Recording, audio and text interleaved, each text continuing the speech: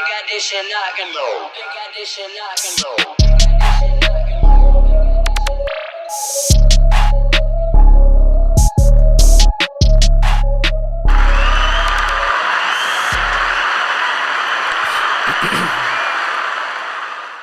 Good night, no sleepers, and welcome to the No Sleep Podcast, where we talk about music, movies, culture, and whatever the fuck we want to talk about at 12 a.m. I'm your host with the most, L-Dos Shiki. And thank you for joining our podcast. Yes, sir. Shiki, let's get right into it. What's your song of the week? That's a good question. You know, I like to piss you off first thing. First thing, let's say, happy 410 weekend for all my There we go. Baltimoreans, man. You see, I got my Oreo shit on today. Be more pride. The Cal Ripken throwback. I mean, kind of like what we was talking about earlier, you know, it is something that like this year has been getting a whole lot more attention. Why do you feel like that? While we waiting on you to find your song of the week. Well, I'm trying, you know, I be going off of what I listen to the most and not just what the hot albums are. So I like to check real quick just to see what I bumped the most. And the most, where the party at? Jagged Edge. Okay. That's been my song of the week. That's an oldie but goodie. Man, when it's like, you know, the old heads, when it start getting warm outside, that 90s, that Jada start playing, that Hov and start playing, then them 90s R&B. Talking about knock yourself out? Yeah, you feel me? So I definitely good. I've been like heavy on the Jagged Edge. Spring Summer Anthem. Jaheim. Wasn't Jada in the video with all white on and shit? Yeah, he had the Very the spring summer. the paper towel headband, which is classic. I remember. I don't think it's ever been done. Fab. I was just about to say outside of Fab and Jada. It's a bold fashion statement in the early 2000s. Definitely was. That's a good song, Shiki. Thank you for sharing yours. It's funny, and you know, we do this podcast together. This is my brother over 3 decades at this point. Sure. But we both kind of think alike because mine is actually a throwback as well. And it's a song entitled Get the Fuck Out My Face by Rich Homie Quan and featuring Young Thug. Rich Homie, baby. Man, I can't remember. I think I saw a post on Instagram and I wanted to share that post. And that post gave me the feeling of wanting to have that song play with the post. But for some reason, it wasn't available on Instagram. So that's what took me down that rabbit hole of, you know, rediscovering that song, which I knew, but hearing it again just, you know, made me want to play it over and over and over again. It's a very well done song. Oh, yeah. And definitely one of my favorites by Rich Homie and, you know, of course, Thug. So, yeah, man. They had their time. Yes, sir. Yes, sir. But that concludes Songs of the Week. Moving into the next piece here, we're going to jump right into our music video spotlight. And the music video that I would like to spotlight tonight is a song entitled Trauma Bond by Tjay. I'll start, Shiki, with this one. So, Tjay, obviously we know he's been, you know, in the media a lot. He pushing the project. His sons have been in the media a lot. This is a good time for Tjay. You know, he dropped that single with Swiss that's been going crazy. This is his next single that he's dropping called Trauma Bond. The video itself, I love. You know, I had sent it to Shiki, and Shiki was like, didn't he do a video with a band before? He had, you know, like one of the Atlanta-based marching bands in the video. It's the ATL thing to do. It's an ATL thing to do, but Tjay does it so well. And the thing that I really liked about the video was how the whole song more or less was like, hey, I don't got a perfect family, but we got a trauma bond. And it's just so relatable. Obviously, like, Tjay is someone that, you know, we kind of grew with, and yeah, he's older than us, but we got to watch him grow, become a man, you know, have all these kids, and now he's a father, you know, and he's still making music, and he's active in the industry, and, you know, he highlighted his children, his wife, his neighborhood, his homies. It just was a real feel-good video and a good song. overall, if I would have heard the song before the video, I like the song more because of the video. Not saying it's a bad song. I'll be honest, the beginning part kind of lost me with, when T.I. was doing a little singing. I'll be honest. Niggas to be singing. I don't know, bro. It's just the way the chant that he did and the cadence and all that, it just didn't feel good coming from T.I. I think if somebody else would have did it, like, it's just certain things that certain people's voices just don't fit with. I don't like it. Just sound corny to me.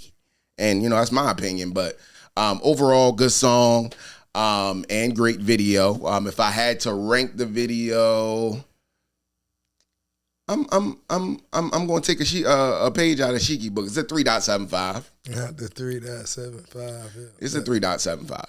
But definitely a solid video. I love the message. I love seeing him and his family together and those scenes and those cameos. But aside from that, I mean, I give it a 3.75. But Shiki, what's your thoughts on the Trauma Bond video and song? I mean, I feel pretty much exactly the same way you feel about this one. I ain't gonna hold you. I like the fact that he doing everything independent, and he having that success. I just saw that he went gold for, what was the first song that came out? Not Trauma Bond. What's the first single? God damn. Let them know. Let them know. Let them know they went gold. It's the first gold rap single of the year, which is big because a lot of people done came out already. I don't know if you noticed that, like, recently in the industry has been a big resurgence of old rappers coming back and seeing some As success. it should be. You can get old prior to, like, recently. Yeah. You could get old in every other genre of music and still except tour rap. Yeah, until the day you die. Exactly, and people still love you. But I think now it's cool to get old in rap. So the Millennium Tour, we at the same age as Bow Wow. Us and Shad are the exact same age, bro. Yeah. So it's like he doing shit from 20, 25 years ago, still selling out arenas. Everybody showing up to his catalog. You got other artists collabing, doing tours together. Everybody. It's been real cool to be an old rapper recently, so I fucks with it. Yeah, man. I mean, we were talking last week about Juvenile making a resurgence. Exactly. I mean, we talked a couple weeks ago about Ye, which we'll talk a little bit about him later. Jay-Z's looking to put out a project, and Jay-Z, like, did he officially say he dropping music, or we just still assuming he hasn't? But we just still assuming that his whole music coming out. We not stupid, bro. Come on, man. Like, Hov is very smart, and he don't pop out for no reason.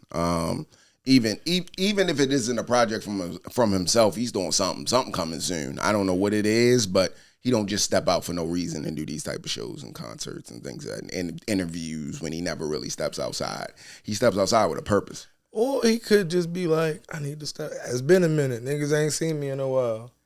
Yeah, but you don't think Hov in the studio working on any records? I don't think Hov never not in the studio. That's what I mean. So that's what I'm saying. I don't know if he put an album together, but he's still Hov. So it's like, as well as he's still executive produces music.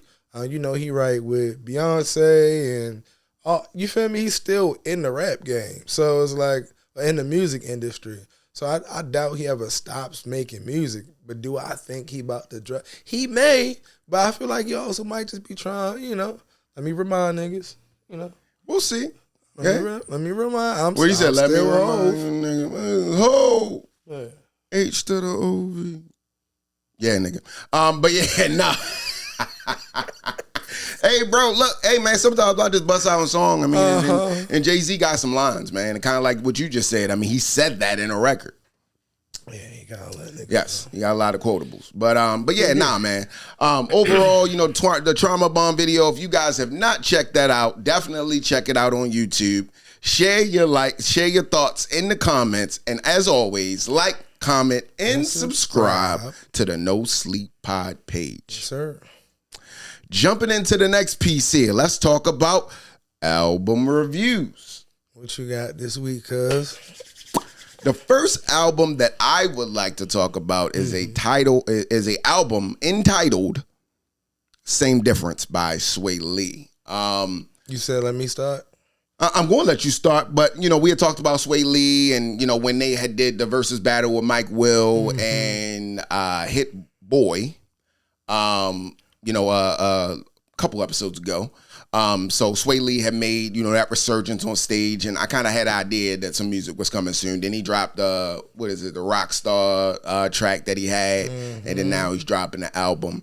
Shiki, of course, I started the last one, so I'll let you start. What's your thoughts around the project? Remember when I said El-Mean was Music Soul Child and Jhené Aiko if they had a baby? If Jhené Aiko again and what rapper? That's tough. But if Jhené Aiko and a rapper had a baby, that would be Swae Lee. He got that, which is funny because they got the track together, which is one of my favorite songs on the album. But he has that airy sound to his raps. Like his music has always got that light, airy feel to it. And so it's a sound that if you fuck with, you're going to thoroughly enjoy this album. And it's a sound I fuck with, so I thoroughly enjoyed the album. Even the songs without the features is fire. It gives you exactly what you thought a Swae Lee album would sound like, but it's ridiculous amounts of vibes on that joint. If I had to rank it, I'd probably give it like I'm gonna go 3.75 out of 5. It's a solid album. Did it wow me? No. Do I give it like I may have given it 3 listens all the way through since it came out. So I wouldn't say it got a classic album feel to it, but it's good ass music. It's gonna be hot until something else hit your ear that you kind of stop putting in your rotation. But that's just how you consume music now in 2026. So it's hard to have an album with staying power that niggas is gonna keep coming back to after the 5 million drops that come out every Friday nowadays. So it got a couple joints on there that you'll get a respins. Like I said, I really fuck with the Jhené Aiko feature. That's probably, you said it's called Aura? Aura. Yes. And it got that aura. It got that vibe, that airy. It sound like them. So no, So that's definitely got added to the playlist. It'll be in rotation, but album as a whole, I don't know if it, got a huge replayable factor. So I get a 3.7 out of 5. Really good music. So before I give my overview, I've been sitting here just listening to you, but one thing that really stood out to me was he's got that airy sound, and if you like it, you'll enjoy this project, and I like it, so I enjoyed the project. But the airy sound you didn't enjoy when it came down to El-Mean. No, I like that. Please explain. One is a rapper, one is a singer. Yeah, but what are you saying? What you mean? Swae Lee is better at it. Swae Lee dance in the bag, though, because he does have songs where he straight up sings. Yeah, and he's better at it than El-Mean, that airy sound. What the fuck is... You don't think... Come on now. The disrespect that you have to Swae Lee for a vocalist that is as talented as El-Mean you see the plaques? Out of this world. No, Mr. Numbers no. How's it disrespectful? We're not talking about plaques. We're talking about hits after hits. El-Mean is an up and coming artist, though.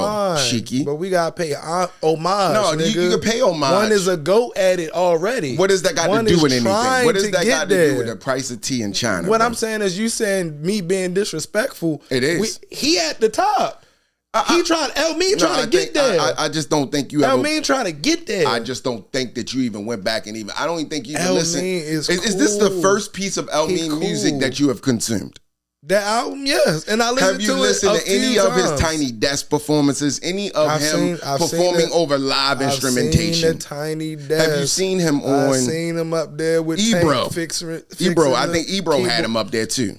Yo, he cool. I didn't say he was bad. No, but for you to try to Swae Lee's better at it than him? That's not true, bro. It's not. Swae Lee also uses a lot of machines to make his voice. That's fine. No, bro. No, you're not going to disrespect my man El Mean and think I'm just going to sit back and be okay with it. Finished product. I'm talking about the music he puts out. Yeah, nah. All right, we can agree to disagree because that's you know. Again, that's I didn't the say he was thing, trash. right? I just think Swae Lee better. If I had to choose between a Swae Lee album and an El Mean album, just say you don't like the subject matter. How about that? What I honestly think that's what it is. What don't I like it? You even said before on the it? last joint. You said the last episode. You said I like my R&B with a little bit more edge to it. Oh yeah, and it's too soft for me. So that's the problem. That boy is charming. He is too lovey-dovey for you. He's charming. There we go. It's a all right. Yeah, I'm glad you finally answered. He definitely charming. Right, cool. He definitely charming. All right, cool. Going right into my overview when it comes down to Swae Lee's project, The Same Difference. I would say that you feel the same way. I know. Nah, I kind of disagree with you a little really bit. A little bit. Do you like the airy sound? Clearly, you like El Mean. I felt like you like. I don't even see how you even comparing Swae Lee to El Mean. They are not the same. I can't even talk to you about that. But I'm gonna say But you also say you like Jhené Aiko, all right? I do like Jhené Aiko. That's but the same airy sound. That not the same airy type sound. It don't give you them airy vibes to the vocals. I told you, yeah, a little bit. Okay, all right. Bit, but so that's what I'm saying. All I'm saying is when it come down to the project, it you don't like it? I did. I had some songs on there that I enjoyed. It just didn't move me. And I know you know that's one of my favorite phrases. I'll be honest, I was disappointed. I expected Swae Lee to come with something a little different from an artist that, you know, it's been out the game for a while. They jumping back into it. That has made a lot of classic songs. Like you said, you know, El Mean's trying to get to his level and all this other shit, right? No, just let me hear me out. I expected, and me and you have had this conversation before. I expect to hear you come with something a little different, a little bit of a different vibe, something. Everything on there I expected him to make. Like, it was never a song on there where I was like, I wasn't expecting Swae to do this. Yeah, that's why I was a 3.7. And for me, I'm just a little. I don't know if this is going to be enough to make people tune into him. To make people be like, I'm waiting on more music. It didn't do that for me. I told you when they came on to Versus and jumped out on stage, I was pumped. You know, and when I saw the Rockstar song, I was pumped. I thought that this project was going to be crazy, and it wasn't crazy. It was good. It had some good songs on there. It wasn't decent. Crazy. I agree with you. That's why I say crazy. I don't know if it got staying power. That's what I'm saying. And like you said, you know, you would spin back the Aura song. Yes, I will spin back the Aura song. And there's a couple of a select few. I'm not going to lie. I like it Tomato. That's my joint. And I don't. That's crazy. That's probably my least favorite I like joint. it. And that's the intro. And I probably like it because of the beat. Be real. I think it's the beat. Because the lyrics, because I was listening to the lyrics and it didn't really. He had a couple little clever lines on there, but it really was, it was the beat more than anything. For sure. And that's honestly has always been Ray Sherman's formula. What makes Ray Sherman is Mike Will and Ray Sherman. So, you know, it's just one type of things. But I expected more from him. If I had to rate it, I would give it a 3.25. And I don't see myself spinning it again besides Tomato, Aura, and there's a couple other songs. So excuse my ignorance. But yeah, it didn't move me. So that's kind of where I stand with it. Moving on to the next album here. Let's jump into a album. Good Lord, words be hard for me, cuz. Let's jump into an album entitled Slutty Bass. And that album was put out by Tory Lanez himself. I will start. Pretty good project. When we talked about Swae Lee, Free Tory. I'm sorry, go ahead. When we talk about, you know, Swae Lee and kind of like some of my issues I had with Swae Lee, I'm saying this is reverse. Like, I feel like Tory came with some different shit. Like, he came left with a lot of the songs on the project. It gave me, it really showed that he could stretch his talent and really challenge himself. Stretch his talent. That's gay. Go ahead. What would I say wrong? Finish. Pause. Stretch his talent. Let him stretch, cuz. Go ahead. Okay. Well, I mean, either way, he was able to jump into a different bag, do different type of music, and did a great job at it. I'll pretty much leave it at that. If I had to rate the album, I would rate it a 4 out of 5. I would give it a solid 4 out of 5. Definitely has massive replay value. And very impressive that he was able to put this project together from jail. the Bing, cuz. Jail, so. From the Bing. 100%. Niggas don't sound this good, and they free. Yeah, I ain't gonna lie. They in the free world. Civilians. Yeah. It's pretty good, man. What? Pretty good. But Shiki, what's your thoughts on the project? I mean, we obviously know you're a fan of Tory Lanez. That's my guy. That's obvious. That is my guy. Free Tory. Man, the man been through it in there. Almost lost his life, and then come out with a whole bass album. Who saw a bass album coming out in 2026 for one? And then for two, who seen it coming from Tory Lanez from behind the bars, nigga? Crazy. Fire. You wouldn't be able to tell the it's hype. Man, that's a workout album. That whole album you can either have stripper poles or you can get some reps in. One of the two, you feel me? But the tempo is up there. Yeah. It's bass music. It's good ass bass music at that, bro. Mm-hmm. It's refreshing, something that everybody not doing, and he executed exceptionally well. On top of the circumstances, bro. Like, again, we've heard many a nigga drop an album, a mixtape from jail, and nowhere near this. You ain't heard this, bro. Not like this, cause I wouldn't believe it if I didn't know it, bro. So I don't know how they whipped up with the AI or whatever, how them tracks got tracked down the way they did, but shit fire, bro.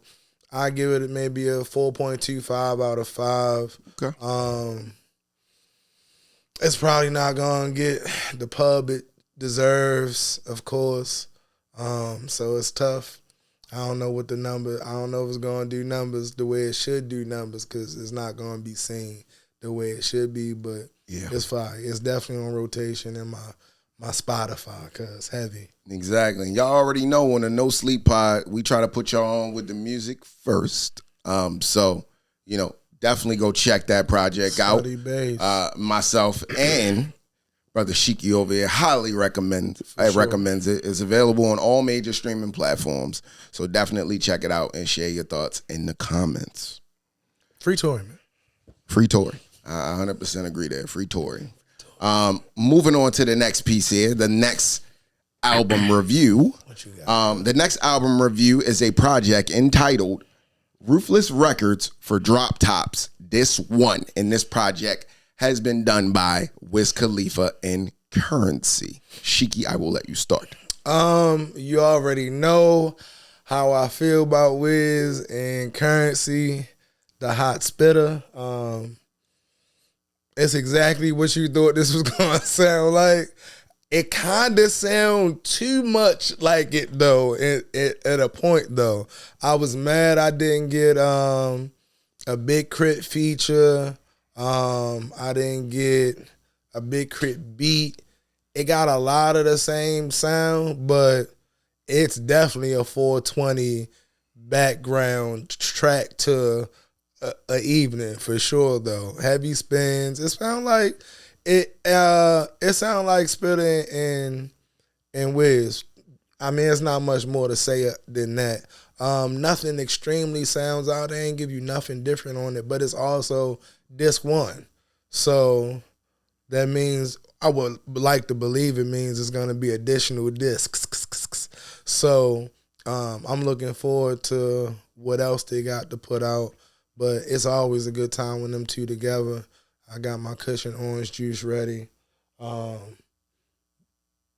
well as I wanted. So we going to the 420 show in DC, as we tend to do every year. Currency is at the Howard again, I believe. So hopefully, when we going, cuz? It's 420. I'm there. But yeah, so hopefully I get to hear some of them joints live. But yeah, bro, great smokers music. I give it a 3.75 out of 5. Do I think I'll give it hella respin after these first few spins? It'll go on a playlist and end up in a shuffle with all my other music in that genre, but specifically going to that album, nah. It's just too many better Wiz albums and Currency individual albums and tracks that they got together that's not on this album for me to see me replaying this that much. But it was definitely worth the spins. All right. So jumping into my piece here. First, I want to share a little bit of a backstory. So, big fan of Wiz. Currency. So I started listening to his music. I always thought he could spit. Never took away from his bars. But to be honest, some of his tracks didn't move me just because of the beats and just kind of how, he flow on some of the songs. No. Let me finish my story. It's layers to it.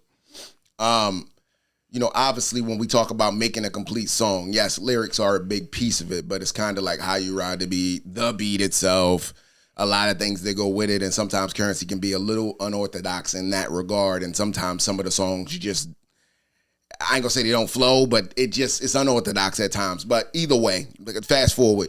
I'll never forget, I went to a concert with my brother Shiki here to go see Currency at Baltimore Soundstage. And I'm not gonna lie, man, that guy's a phenomenal performer. All of the songs, even the songs that I wasn't a fan of, I was in awe watching him perform it. And it's rare that you can say a rapper can get on stage and just rap and it's entertaining. One of the main things that people say about rappers is, they just get on the stage and yell in the mic. That ain't nothing nobody want to see. It's not performing. Somehow, but for somebody like Currency, not to cut you off, but I've been to so many Currency. He is phenomenal as shows, an artist, bro, on stage. Bro, outside of Boldy James, blew me away. It's a few that put out the volume of music that Currency, but he really will. Somehow he remembers the tracks, bro. It's so many albums, bro. And he really pull up. Granted, not to say a lot of his rhymes are the same, but so he got some catchphrases as well that kind of save some bars too. So, but regardless, bro, it's no way I'd remember the amount of music that he will go into deep cuts off of mixtapes, and somebody in the crowd will yell out a song, and the DJ pull it up and pull up the instrumental, and he got them all. It's like, that man got to be a genius. It's no way you can remember no vocals. that. No, right. That's what I'm saying. Just joint in his hand over the entire time getting fried. And know all of them words. The man and the way he float around that stage with that joint in his hand is so swaggy. Yo, I'm going to tell y'all right now, if y'all have not seen Currency perform, you have to see it within his lifetime. The brother, I promise is you. Talented. From a rapping on stage perspective, he is somebody to admire and look up to. And I ain't gonna lie, that guy, he kills his shows. Now, if you don't indulge though, you're gonna need a gas mask. Yes, if you don't smoke. Because he one of them. It's a few Ham, Wiz, Snoop. It's a few joints that you're gonna go to, and it's just gonna be smoke clouds everywhere. One big ass cloud of smoke in that bitch. Yes. So whatever venues host them, they not gonna trip about nothing. Plus the 420 show is in DC, so they don't be tripping anyway. But yeah, bro, it's always a good time. Yeah. As well as it's no bullshit. You can go to a Currency it's gonna be a bunch of high people just enjoying this, a bunch of hood hippies. It's nothing but hood hippies. So everybody peaceful, just in there vibing out, and they gonna hop in their old schools and go home and enjoy their night, bro. You gonna get there. You don't gotta survive the let out, as J. Cole would say. Always a good time, bro. Yeah, I would agree. I would agree. So jumping into the album review. So when we talk about Wiz and Currency, I feel like they are a perfect duo together. For sure. I think I shared with you before, I can't keep up with the amount of projects that Currency puts out. And to be real, some of them is again, like I said, he can always spit. I like to hear him talk, but I can get bored sometimes, right? And so give you a whole producer that you don't like. He will. Yeah, he definitely Because will. he do whole Yeah. takes with a producer. Yeah, and it don't be the greatest. But at the end of the day, look, it don't take away from him, and I am still a fan of him. I just don't go diving after his albums every time they come out. But honestly, as of Wiz recently, it's kind of been the same thing. Wiz has been putting out some decent projects, but Wiz has been putting out some projects too that I've not been checking for, or I did check for, and then I didn't care for it. With them together, it kind of was like a refreshing feeling to feel them come back together on the track. And Wiz is like, I love him to death. I'm a fan, but he's the king of filler bars. And I feel like he's the king of filler bars. He is the new age Snoop Dogg, and I love Snoop to death too, but a lot of Snoop bars be fillers too. But I'll say all of this to say that you could tell on his project the currency challenged Wiz. Yeah, for sure. Whenever they together, exactly, they both gonna bring it. So for me, it's a solid piece of work. I like the beats. Wiz has been on this Cali wave for a long time. And Currency does a good job also jumping on those type of beats as well. And that's the vibe you feel on this. You feel like you driving down the highway in LA with no top on, like no top on your whip. You know what I'm saying? Like that's the titties is out. Yeah, the titties is out. Like that's what you feel listening to this project. And for me, I'll be honest, it's going to get. We got opposing views. Like I don't agree with you on that. Like it's going to get spins for me. It's definitely a springtime, summer type of project. I found myself putting it on plenty of times today. You think it's gonna survive the summer? For me, you going back to this specific album to play the album? Like, let me play this album, or it's gonna be songs that you like. All right, you sprinkle it. I'll be honest, unless Future dropping something, probably. I'm just being real with you, like, because I'm gonna be honest. It's certain music that when I jump in my car, I want to hear, and this sounds like something I want to hear in my car because. Most of the time when you get in the car, especially on a nice summer, spring day, you want some bass, something that's a little, that's what I want.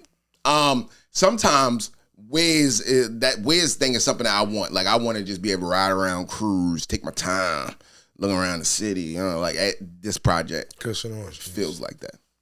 So for my rating, I'll give it a 4. I'll give it a solid 4.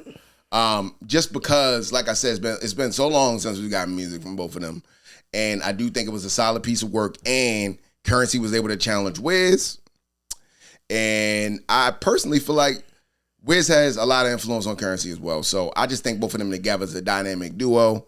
And I think the project was well executed. So if you guys have not checked this project out, definitely check it out. It is available on all major streaming platforms. Share your thoughts in the comments, and as always, like, comment, and subscribe to the No Sleep Pod page. Should be right here. Taylors and the Jets. Taylor Gang, Jet Life. Yes, sir.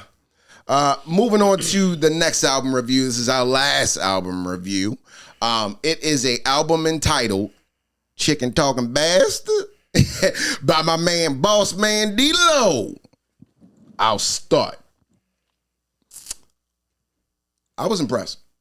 I was surprised as well. I've listened to BossMan Dlow's work before, and I shared on last week that I told you I was a big fan of like his voice, his cadence, his flow. And on this project, you actually saw him step into some different bags, right? Yeah, it's a BossMan Dlow flow. If that's why you're looking at me, because I already know you. I'm letting you. But he had a couple little slow songs on there. He had a couple ones with samples in there.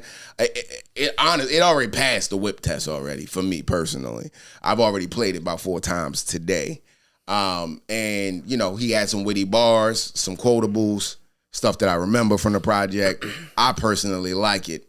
Definitely gonna get more spins for me. If I had to rank it, I would give it a 3.75 out of 5. But, if you guys have not checked it out, I would say check it out. I liked it. Shiki, what's your thoughts? My favorite song on the project is... I like Chicken Talking Bastard, personally. That's my favorite. I like the first song. YK Niece killed that shit. But, Shiki, what's your thoughts? That shit was mids. I knew you was gonna say that. I'm not a hating ass nigga. I forgot who else album we talked about that was also mids as fuck. and G Herbo had the best verse on the whole album. No, that was a lie. I told you you didn't have the best verse on that project. And you Herb didn't. also has the best verse on this album. These niggas keep You just a Herb fan. That's it, bro. These niggas keep on getting G Herbo for the G stamp. You feel me? Just to go ahead and stamp. Yo, you gotta get a Herbo feature. You feel me? You stamped and shit. So, yet again, Herb got the best verse on the whole album. Of course, it passed the card test. What project was that? It's a BossMan Dlow album. Offset's project. There you go. Sure. And Cardi had the best verse on that project, but we're not even gonna go there. But go ahead. Of course, The Beats Is Hard is a BossMan Dlow album. You already knew exactly what the beats was gonna sound like. They carry the entire album. Matter of fact, OJ the Juiceman got the set. It's crazy that we was just talking about now he on, and hearing them on a track together also made me like, damn, this nigga got mad OJ the Juiceman in your flow, and I didn't hear it until they was on a track together. So I don't know if that's one of his influences, but they kind of got the same. You feel me? Just that pitch and that bounce, and talk about absolutely nothing. For a whole album's worth of album. He got one slow song with Trey songs on that joint. Mids. This nigga, bro. It just was mad mids. Trey couldn't save it. It wasn't the best Trey songs either. So it wasn't like one of them ones where, you put, it used to be you put R&B nigga on a hook and that shit gonna go. And now rap kind of then superseded R&B, so you don't really need that R&B single no more. That R&B feature no more to make it hit on a rap song. So, but yeah, this one wasn't extremely well. It was cool. It was one of the better songs on the album. I think the feature songs were probably the best songs on the album, but it talked about absolutely nothing. And I mean, if it's something you want to listen to, I guess you would like it, but it's not something I want to listen to. It was mad mids. Like, I won't ever play it again. All right, bro. You gonna let me talk about, because you still going about how trash mids, it was. I didn't say trash. Trash and mids are two totally different things. All right, bro. They are two. This shit was fire. This shit was mids. Trash. These are the three different points in the spectrum and shit. This shit was solid mids. This was a 2.5. 3 at the most. I'm going to go 2.5, 2.65, somewhere in there. It was mids. So it's funny, right, that you say this, because I was actually trying to think of the right time to actually speak about this, and I think this is the perfect time to speak about it. Well, the right time. And I've been giving it a lot of thought in regards to, like, me and you and our differences in regards to consuming music. And I just how I'm just better, I started thinking about something, right? How great my taste is. There's a theory that I've been thinking about, and my thought process in this theory is around music frequencies. And when I say music frequencies, I'm not speaking on the frequency from the music itself. I'm talking about the frequency that we're carrying within our bodies and how we accept the frequencies that we're listening to. And personally, I feel because you's a nigga and I'm not. You way more nigga than me, so you got nigga ears and like nigga music. So yeah, I'm a nigga. Right. I'm a nigga, but you're listening to a nigga that signed a 360 deal and can't put music out. Don't go there with me, bro. What they got to do he's with a nigga. Music? You listening to niggas too, so don't go there with me, bro. The same way. All right, bro. He didn't make sure his paperwork was straight. You want to go there? His paperwork wasn't straight. I'm talking about music. I'm talking about the art, sir. You talking about something totally different. we being real. Like, all right, niggas totally and niggas. All right, yo. We talking about the art. Tell me anything Stove talk about that ain't niggerish. What you mean? All right, that's my point. So all I'm saying is this, bro. It's elegant. It's elegant street music. It's elegant street music, but it's still street music. It's elevated. All right, bro. I hear you. And it's got layers. Rather than rage bait me, hear me out for a minute. And I think that our frequencies are very different as far as like what we want to hear, what we're interested in, Facts. Things of that nature, right? I've known you the majority of my life. You've had times where you were connected with me from a frequency level, and you can't say you weren't. It's some nigga We're music friends. I like. But either way, just no. don't like it The all. reason why I am going to say I disagree with you about this BossMan Dlow project is because there's nobody like him doing this right now. Okay, you want to give you a little comparison about OJ the Juiceman. Okay, if he got an influence from Juiceman, it doesn't matter. What he's doing is different. Every other rapper out here is making street music, talking about the same thing, but they ain't doing it the way he doing it. Like OJ the Juiceman. He's the OJ the Juiceman. What did OJ the Juiceman? Yo, OJ the Juiceman. He had some hits. Right, no, he didn't have some hits. He had like 2. Yo, stop, bro. OJ Niggas the will listen Juiceman. to OJ when he was OJ the Juiceman. When he was is popping. Gucci Man Spliff Star, nigga. Like it's not the same. He was Boss Man is his own nigga. OJ was his own nigga too. No, he was not. Sound. He ain't had no career by himself. Yo, stop, bro. Can you stop? So you telling me other people was rapping like OJ the Juiceman? That's what you're telling me. I never said that. Okay. But you can't compare him to a BossMan Dlow. Why can't I? Their success ain't even the same. So for you, all right. So if he did take, because I don't feel like he took any. I do feel like it might be influenced, but he didn't.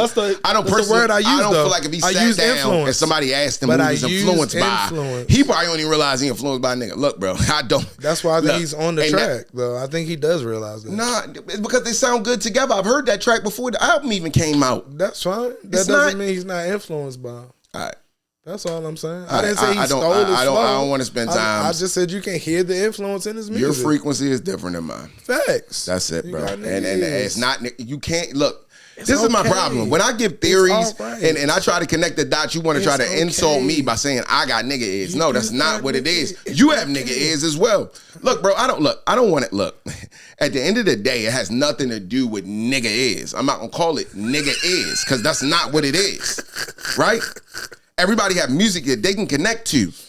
100%. The name of the project is called Chicken Talking Bastard. And nigga talk about getting money the whole project. Hold up. And you just said it's quality. It does not. Chicken Talking Bastard don't sound like. You sound ridiculous. Yo, please stop. Please, this is getting clipped. Please tell me does Chicken Talking Bastard not sound like a OJ the Juiceman album? Tell me that couldn't be, if I gave you a list of 20 niggas and put OJ the Juiceman on that list and asked you the name of this album, whose album could this be? I guarantee you, niggas, oh, this must be an OJ the Juiceman album. That makes sense. I'm not going to accept this whole nigga ear argument because it's not bro. Nigga ears. It's not, bro. You can't say that. You can't say that. It has nothing to do with nigga ears. You done lost your fucking mind, bro. But it is what it is. If you guys have not checked out this project, Chicken Talking Bastard by BossMan Dlow, check it out on the internet. It is available on all major streaming platforms. He's got a couple videos out for it. Again, I am a fan of the project. And I feel like we do have some no sleepers out there that are a fan of BossMan Dlow as well. There's some niggas that's gonna love it. And that's gonna love the project. For sure. Moving into our next segment here. Our next segment is based around current events. What's going on? The first event that I would like to talk about is Brandy says she was a child in a relationship with Wanya Morris. I'm sure a lot of you guys have been hearing about it, but Brandy is letting the truth set her free in her new memoir. One of her most startling revelations in her account of a teenage relationship with Boys to Men Wanya Morris. Brandy said the relationship began when she was 16 and Morris was in his early 20s. He was 21. And that she once thought was in love now seems in hindsight like a painful imbalance of power. The two singers collaborated on the song Broken Hearted, fucking classic, in 1994 and started getting closer after that. I was in over my head, sneaking around with Wanya and lying to my parents had become a constant. They barely liked the idea of me dating at all, and telling them about this was out of the question. What's your thoughts, man, around this situation and the allegations and things of that nature? Well, 1621. First off, 1621 is wild.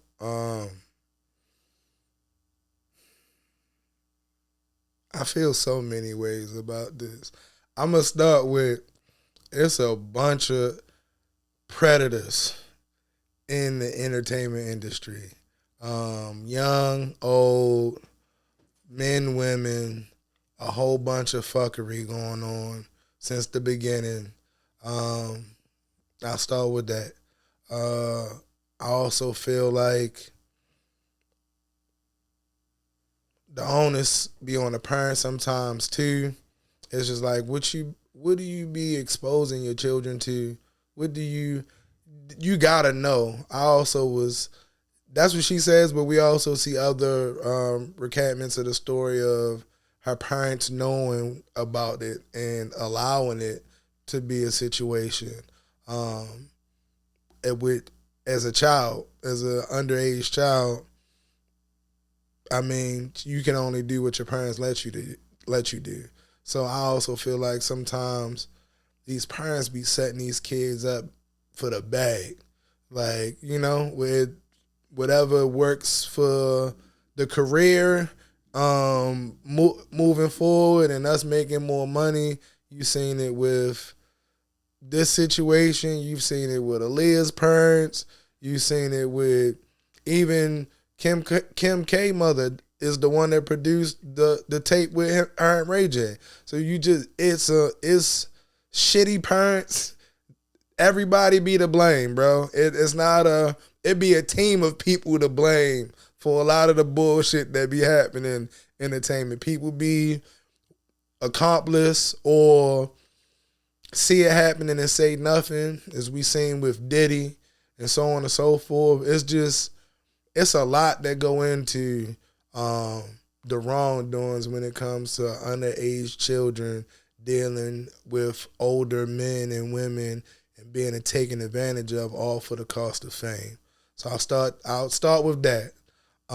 Then I'll say, man, watch out. I don't listen to nothing that you gotta take them memoirs with a grain of salt, because they're coming from Brandy at the same time. She's a murderer. She's a murderer. You feel me? Like, you got if OJ was coming out with these memoirs, niggas wouldn't be fucking with him. You feel me? And that man got found guilty and innocent in the court of law. You feel me? Niggas still ain't fuck with it. So man, watch out, man. It could be. You feel me? I just can't trust the source. That's all I'm going to say. Yeah. I can't trust the source. So I'm going to say it's a documented fuck shit going on in the entertainment industry. And I hope all of them go to hell.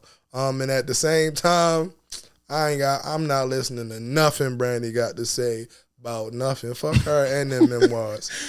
Yeah. I would just keep it a beat with you. Oh, man. Niggas just be trying. You feel me? Let me sell a book. My tour with Monica going on. Let me sell a book. Where can I get an extra $1? Man, Brandy, man, if you don't go back to sitting up in your room. Yeah, I mean, one of the big things that I noticed in here, Brandy is 47 right now. And this took place when she was 16. Now, let's just talk about the whole incident. It's wrong. Right. Facts. As far as age and all that type of stuff. And I feel like, them being connected doing, the classic song like Broken Hearted that they did together.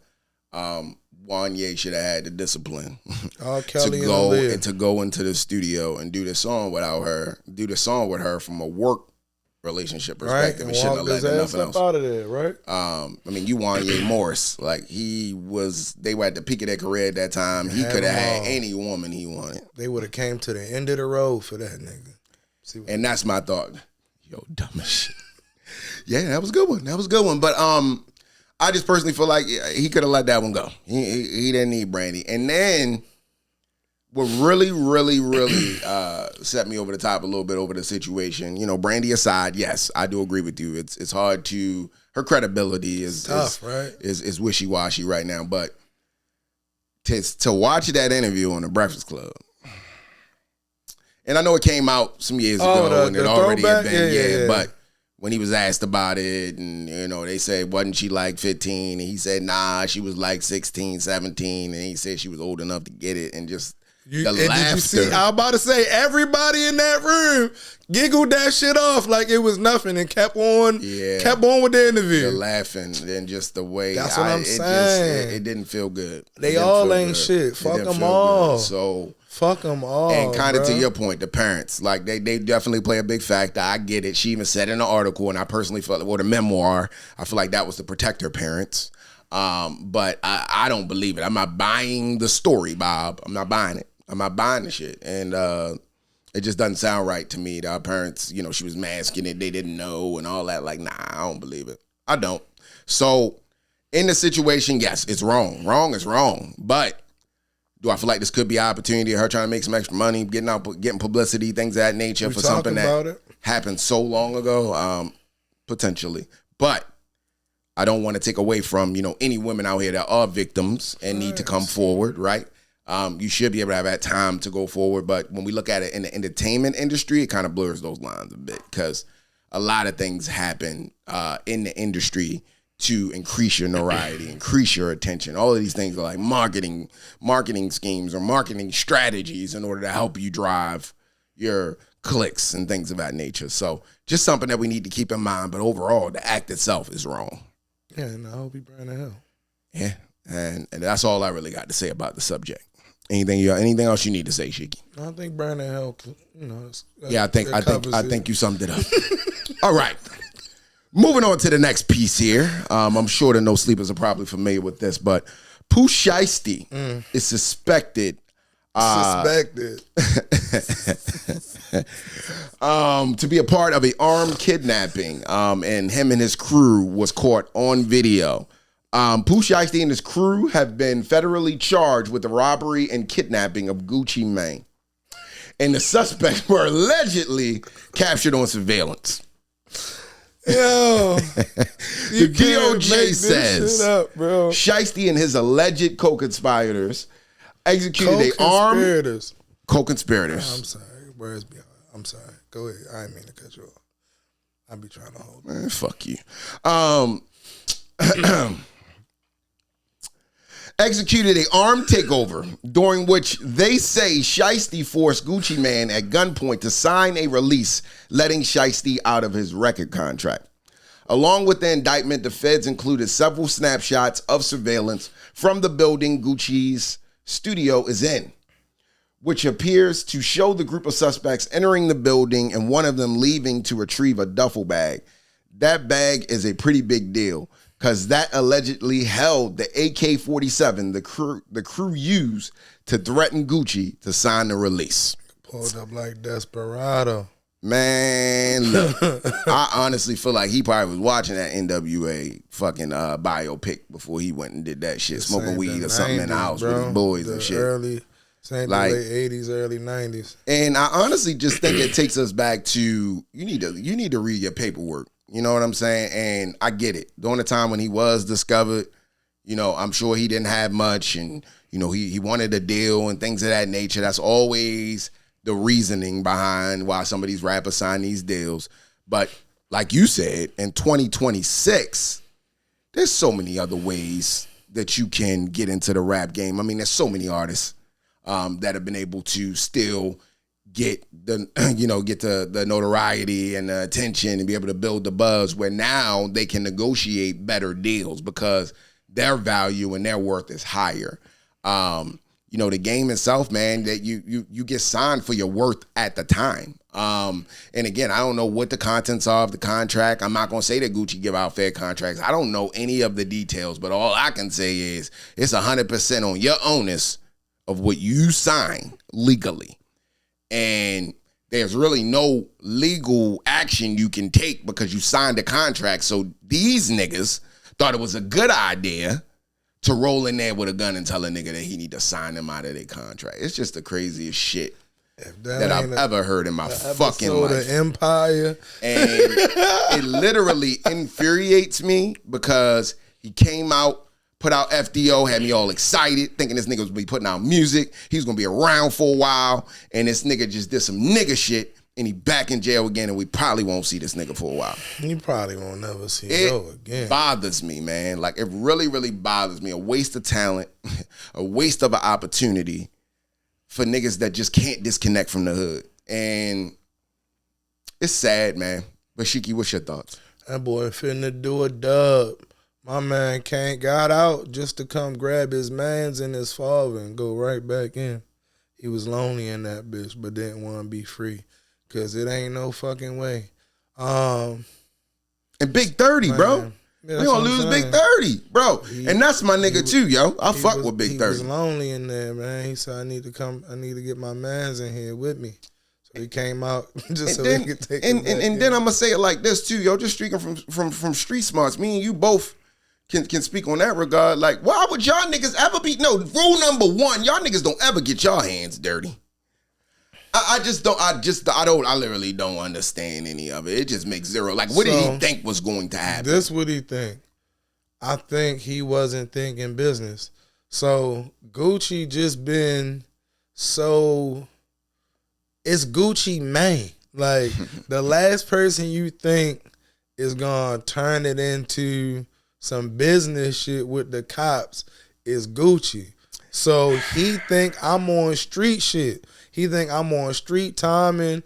Gucci just gonna take this L because he a street nigga. He gonna try to get it back in blood. You feel me? And it's funny. Pooh Shiesty made a song called "Get It Back in Blood." You feel me? He went and tried to get it back in blood. He gonna do some street shit to come back at you, but he not about to tell on him. But that's the old Gucci man. We all know the new Gucci man. He literally was just, bro. I'm sure Pooh Shiesty saw the interview with him and his wife, and he got a lot of flag over that. He's a healed man. He a civilian. He's a healed man. He's healed. All right, y'all. Shiki. He's healed. I got you. And now he done wrote books. You know what I'm saying? I get you. I'm just telling you that Pooh Shiesty think that the man. But he say all that and still be at the same time be like, anything but telling the police. I ain't with no telling shit. He's still on record saying that. Even the new Gucci is on record saying he not with the telling shit. So, but then he just dropped a whole I was about to diss ask you. track. So I was gonna ask you. Telling. What's your thoughts on that? Diss track telling. You feel like it's telling? You feel like it's telling? Do I feel? Did you listen to the track? Yes, I have. I listened to it multiple times. The entire track is him telling. To Crash Dummy multiple times. It's the only thing he's doing on the track is telling. He literally tells every detail of what happens to him. He literally telling on that man on. I don't know if he thought if he made it a diss track that it was gonna make it cool, but nah, bro, this ain't the goo-wop. I know this ain't Wilt Chamberlain, Paul Ford. This ain't Lemonade. This ain't goo-wop. This ain't the thug that shot it out. You feel me? With Jeezy winning. Jeezy, I ain't gonna hold you. Jeezy done won. This little bit right here put Jeezy over the top. Now, I don't care how you felt about it before, but Roderick Davis is a tattletale. I never thought I'd say that about Gucci Mane. That nigga is a tattletale. Okay. But at the same time, I guess he feel like he a businessman and he can call the cops now. But I'm just telling you, I don't want to hear nothing else about nigga. Let 6ix9ine had did this.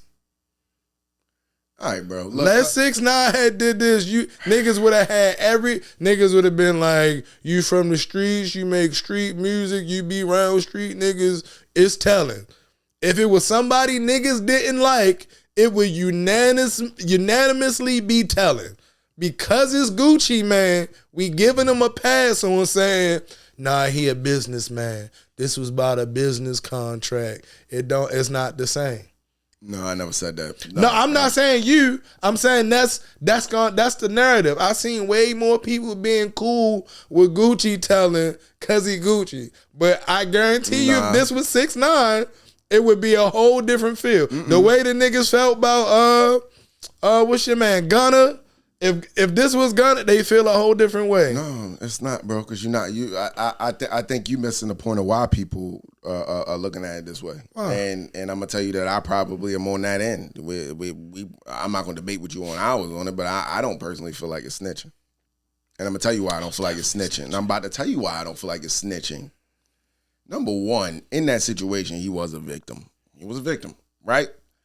I didn't say he wasn't. Most of the things that he spoke about is all within the case anyway, already in the case. Because he snitched. Man, all right. So Somebody all right, no. I'm about to so this is the tranquilizer in the elephant. What is the alternate option? Tell me what the alternate option is. What you mean? Yeah, what's the alternate option? Street shit. Tell me, okay. And what's gonna happen to Gucci when he do that street shit? He just came out of jail from doing a bid. He just got back with his family. He talking about how he spent time with his son. Like I've been listening to Gucci. I've read excerpts from his book. Man. The man has healed. He's moved into a different part of his life. He's made it very clear he's not a gangster anymore. He doesn't smoke and drink. He can jump on records and say what the fuck you want. We still got Future talking about sipping lean and smoking weed, and that nigga has went on record publicly and said he doesn't do those things anymore. So now we're gonna pick and choose when we can hold him accountable. So you gonna hold him accountable to if you Gucci. I'm sorry.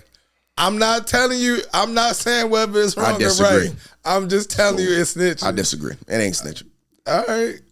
Ain't nobody running up my studio putting no guns in my fucking face, and you want me to sit there and say, I don't know who did it. I don't know who did it. And then you want to handle it in the streets, and then your hand gonna get dirty, and you want to end up in jail and taken away from your family.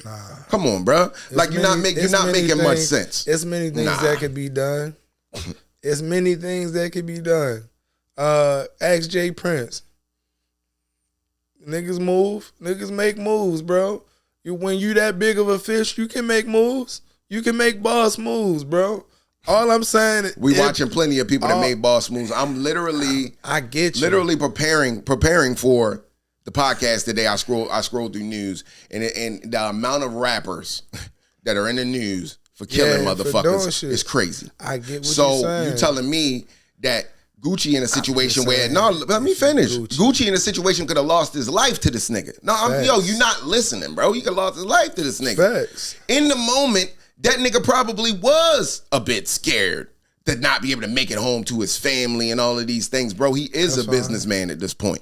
I got you. And what I'm telling you is I agree with you. But if you Gucci, it's snitching. That's all I'm saying.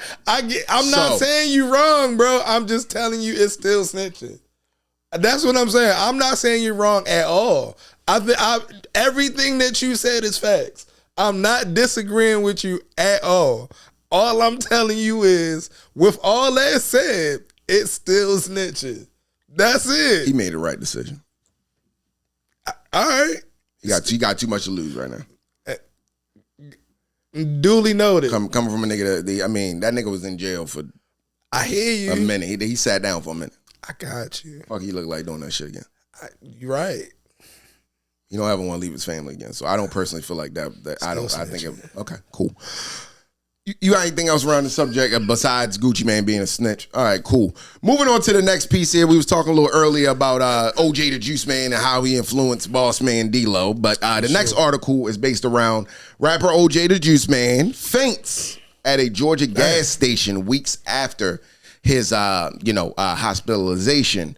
OJ the Juiceman had another scary health issue on Thursday night. He fainted at a Georgia gas station just weeks after suffering a medical emergency that landed him in a hospital. Sources with direct knowledge tell that the Copper Chicken rapper blacked out Thursday night while at a Quick Trip gas station in Decatur, passing out as he approached the cashier. We're told he's okay now and recovering at home. Our insiders say OJ's health scare is a result of low blood sugar, mixed with his body continuing to recover from the unfavorable treatment he received during his time in jail. As we told you, he was not given proper medicine dosages for the weeks. Shiki, what's your thoughts? It's tough. Diabetes ain't nothing to fuck with, bro. Definitely not. I mean, yeah, I don't really got much to say about it. Just I hope get your situation situated before we no longer got them. Yeah.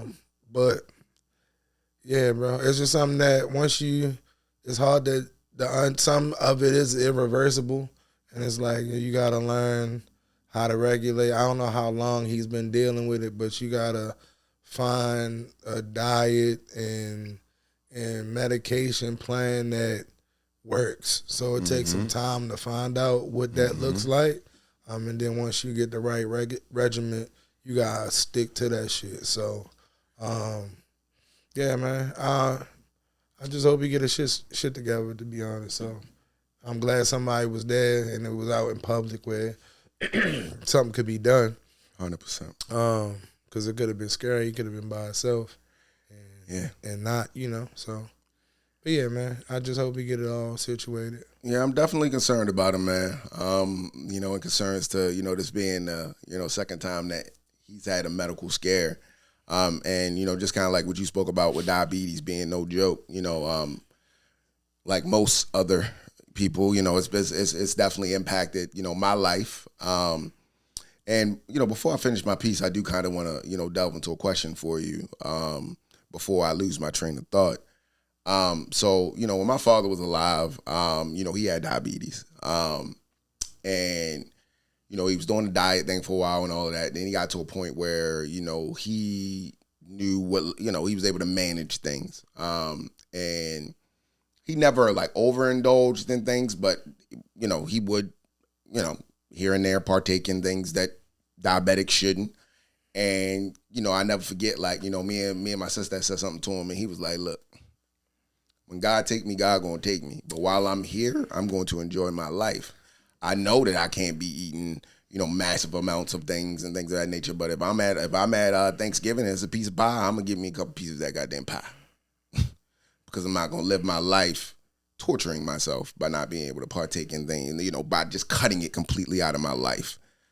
Obviously, I'm not diabetic, you're not diabetic. But what are your thoughts around that? And, could that be something that maybe OJ the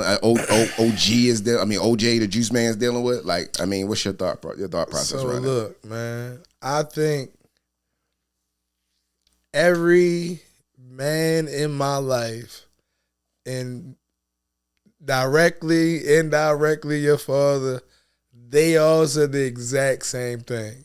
And so two things. It's selfish, as well as at the same time you gotta respect it. So as an adult, you have the ability, it's you and your own first person shooter here, bro. You gonna do what you wanna do, how you wanna do it, live, come and go on your terms. And I get that. And the older you get, the less you care about how anybody feels about how you want to live your life, because it's your life. And so I get it. But at the same time, I feel like it's also selfish, because I feel like the majority of men in my life, outside of my grandfather, which was a slip and fall, but outside of that, even women in my life, older women, they get to a point where it's like, I'm going to eat the pork and I'm going to eat the cakes. You already know my pops won't touch no pork. Yeah, I know. I'm just saying Slime in general. to my Muslim brothers. But you get what I'm saying. I'm going to do the high cholesterol and the soul food and the, do you feel me? I'm going to do it all and until I don't. And I'm like, bro, we could have got another 20, 30 years out of you, though, if you didn't. You feel me? Like, which I know as selfish on both behalves, though, because it's like, I still want you here.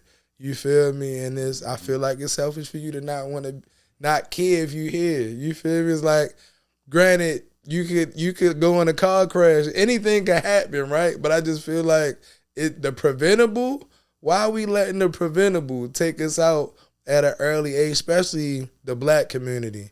The food be the number one cause of death when it come to us, bro. Like we could be averaging an extra 10 to 15 on average when it comes to us if we change the way we ate and exercise. So, yeah, bro. Yeah, that plays a big piece in it too. Like, there's a lot of people that become diabetic. Like, it's very important that you work out too. That's a big piece. Yeah. But fuck diabetes. I mean, in life, nigga. I mean, like, yes, of course, we've had this conversation before, but high cholesterol and like, blood sugar and so much salt, bro. So much salt.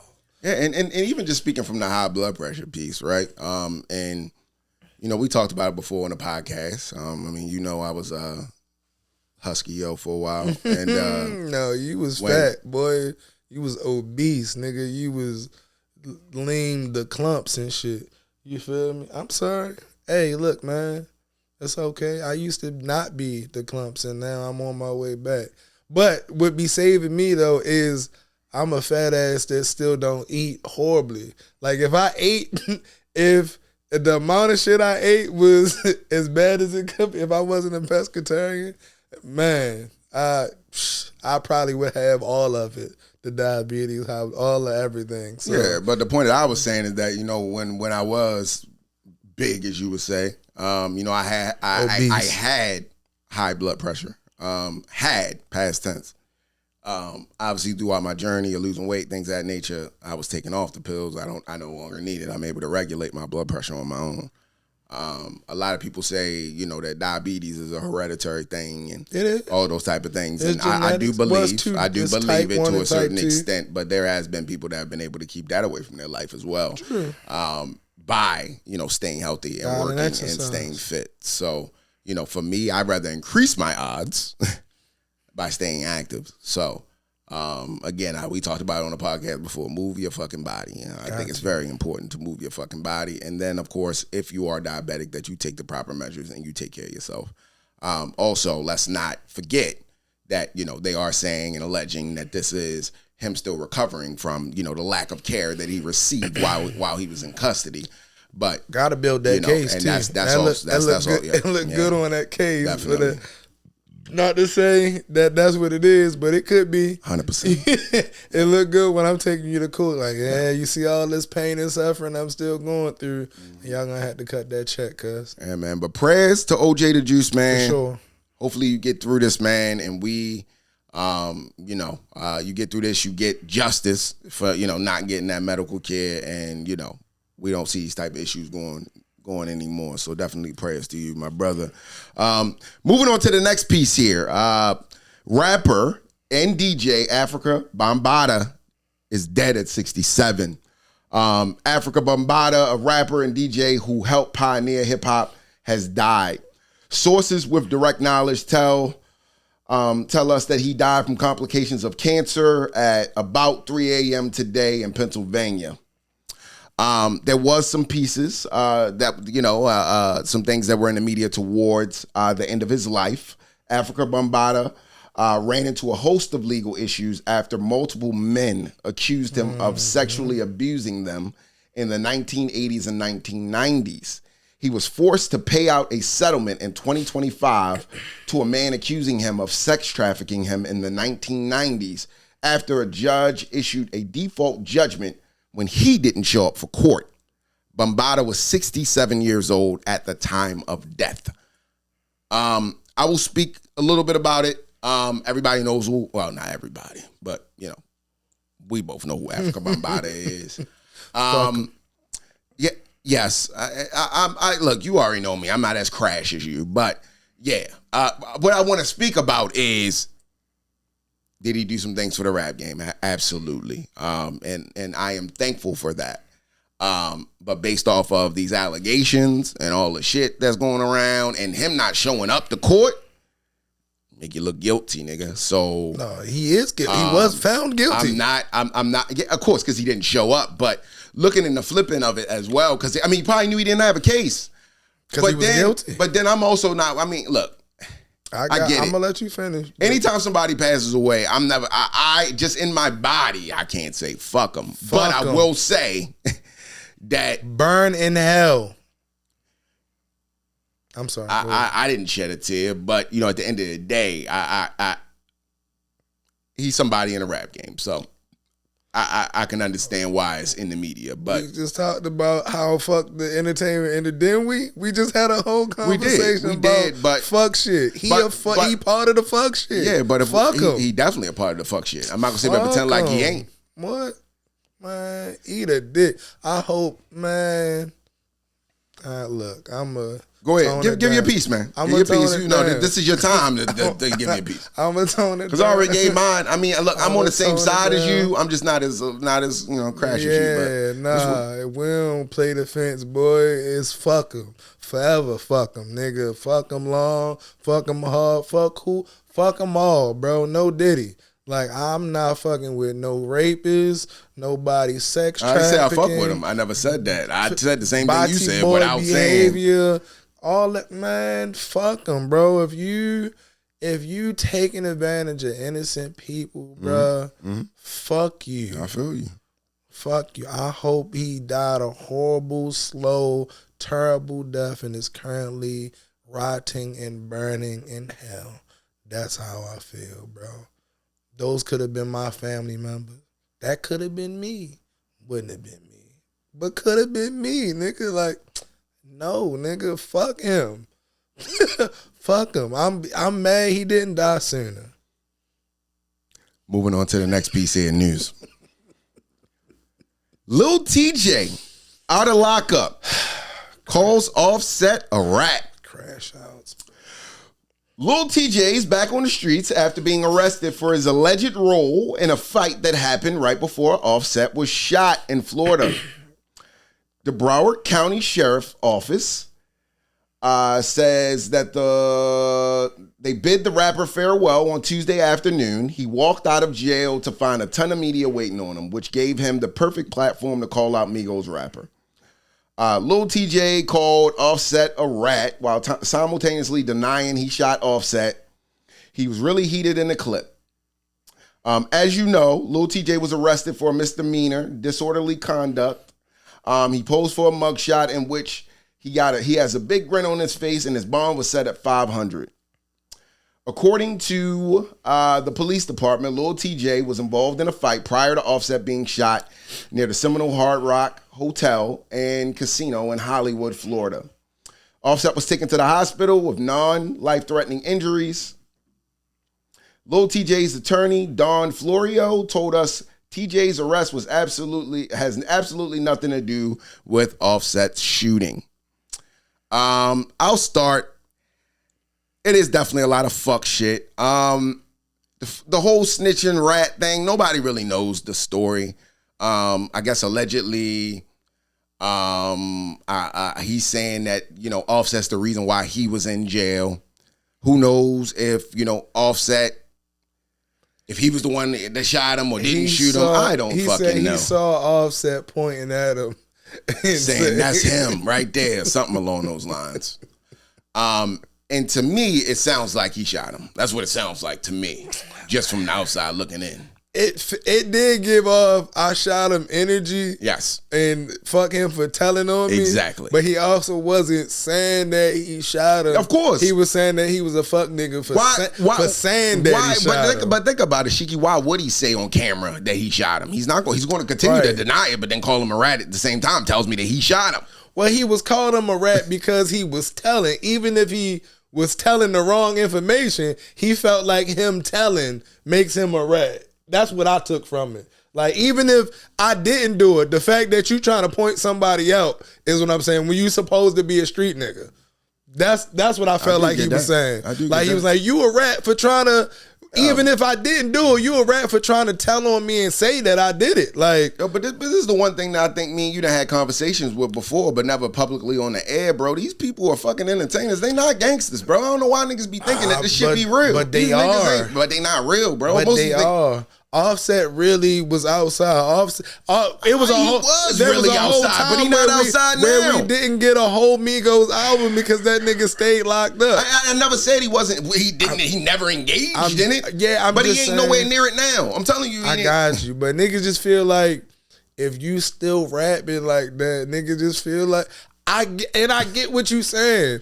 I know it's a bunch of pomp and circumstance. I'm not saying it's real. I'm just saying that there are the crash outs in the game that do feel like it's real because them niggas really be living they raps. Yeah. The NBA young boys and Lil TJ be in and out of jail. You know how many rappers are currently locked up for gun charges and blah, blah, blah. But here we go. But no, so niggas be like, niggas rapping about it. But here's the flipping.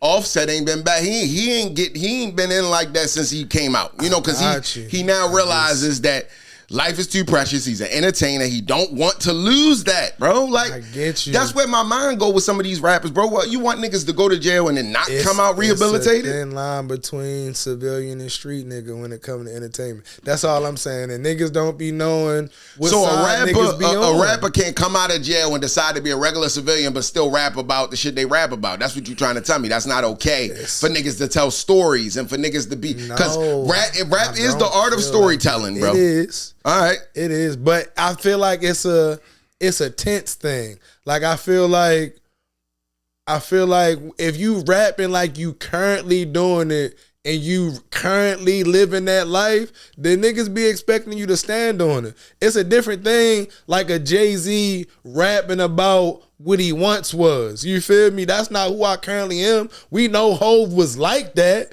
but when he rap about it and up even through Blueprint, it's like he talking about, you feel me? I used to be this guy, you feel me? But I'm not that guy. He'll tell you a story about I was not 199,000. You feel me? Yeah, but then he now also I'm the 100 million man. I could have made this off of one brick, but rapping paid more. You feel but when you talking like you really still in these trenches, you got the switchies and all that shit, niggas feel like you still a street nigga just rapping.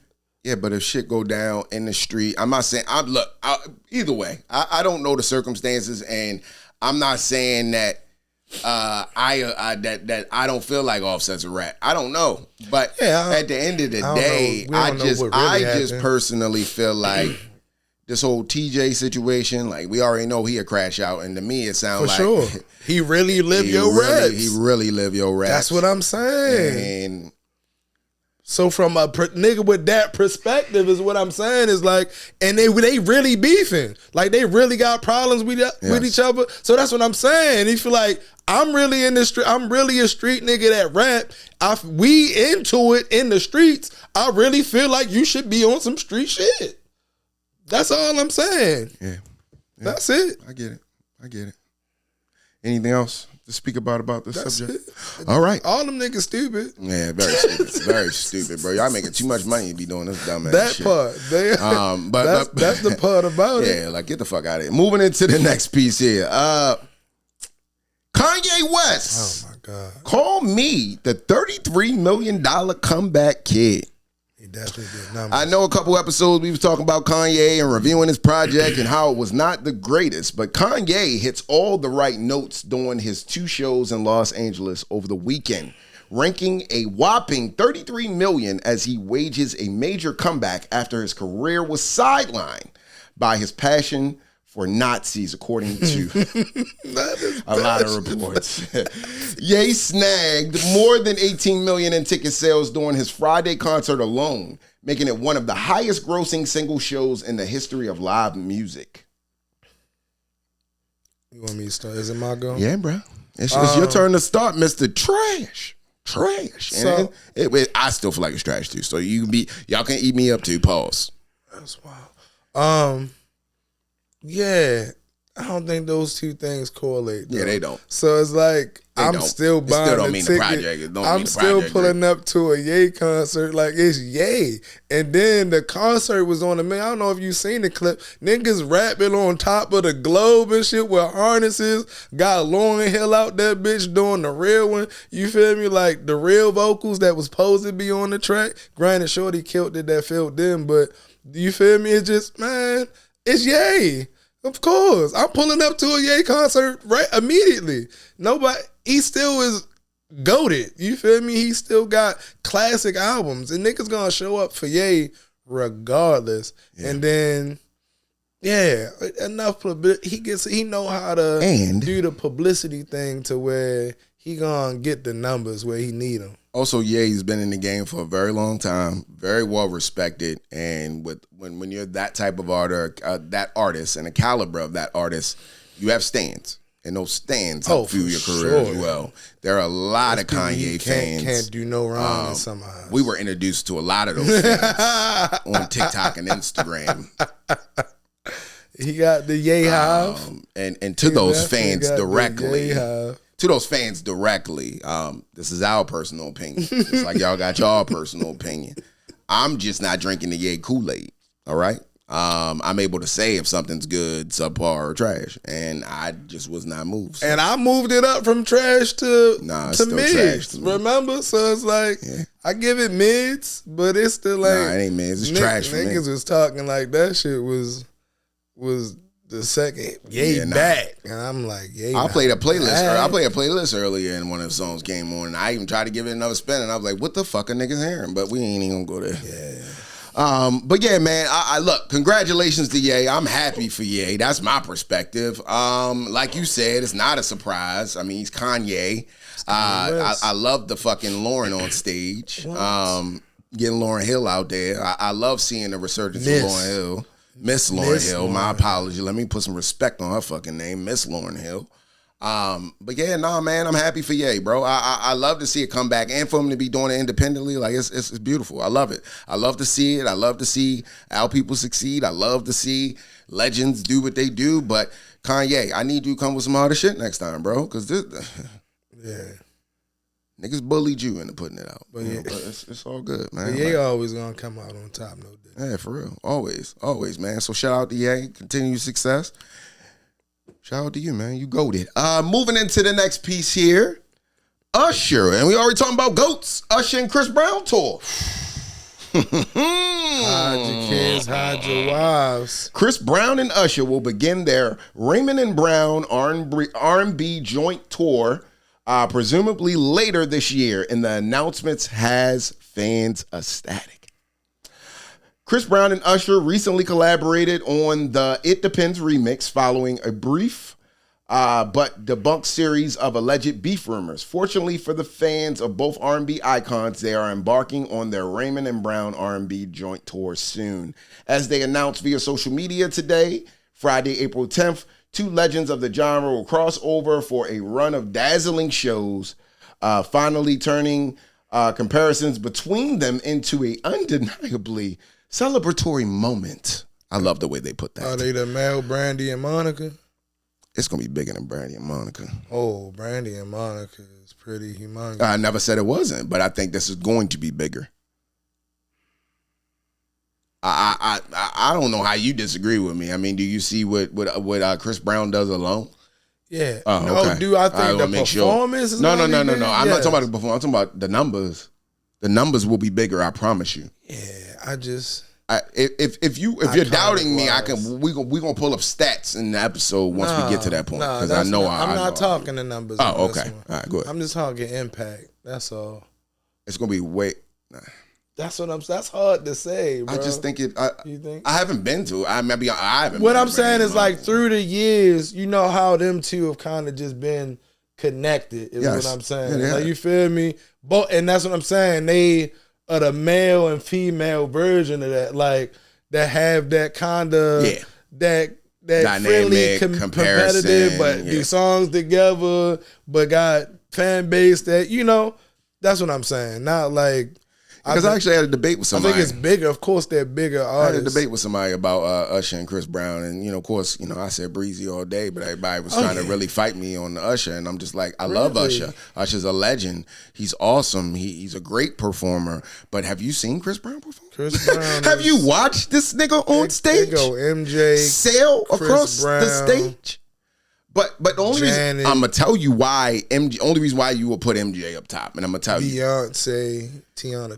Only reason why I put MJ on top is because the era, honestly, any and the impact, era. But have you watched Chris Brown? So they recently put footage online of Chris Brown. He's more athletic. No, listen, yeah, there we go. That's what I mean. Yes, it was a little different during the time when Michael was coming up versus Chris Brown coming up. Like, Michael wasn't hitting no bag of slips and shit. But what I'm saying is, and I never said he couldn't. But and I'm not disrespecting Michael. I love Michael. I just think the times are different. It's kind of like I don't even want to go into this. We're gonna start talking about. You wouldn't have Chris though. Kobe and MJ. It's the same thing. There is no Chris without Usher. Yes. Without I agree. No, there's no Chris without Mike. Like the moves that make Chris. But also, there's no Chris without Usher even. There isn't. Usher influenced Chris big time.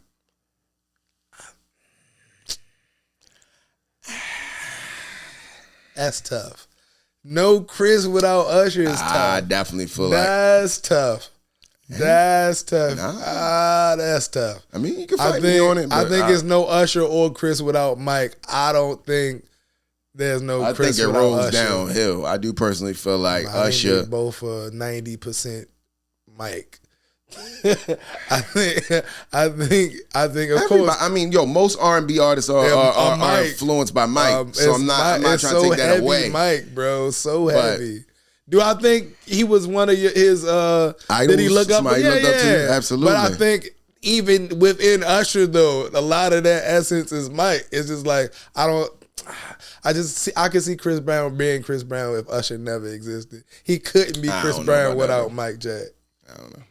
But hey, nah, man, I'm excited about the tour. I'll be honest, like I want to go. You want to go?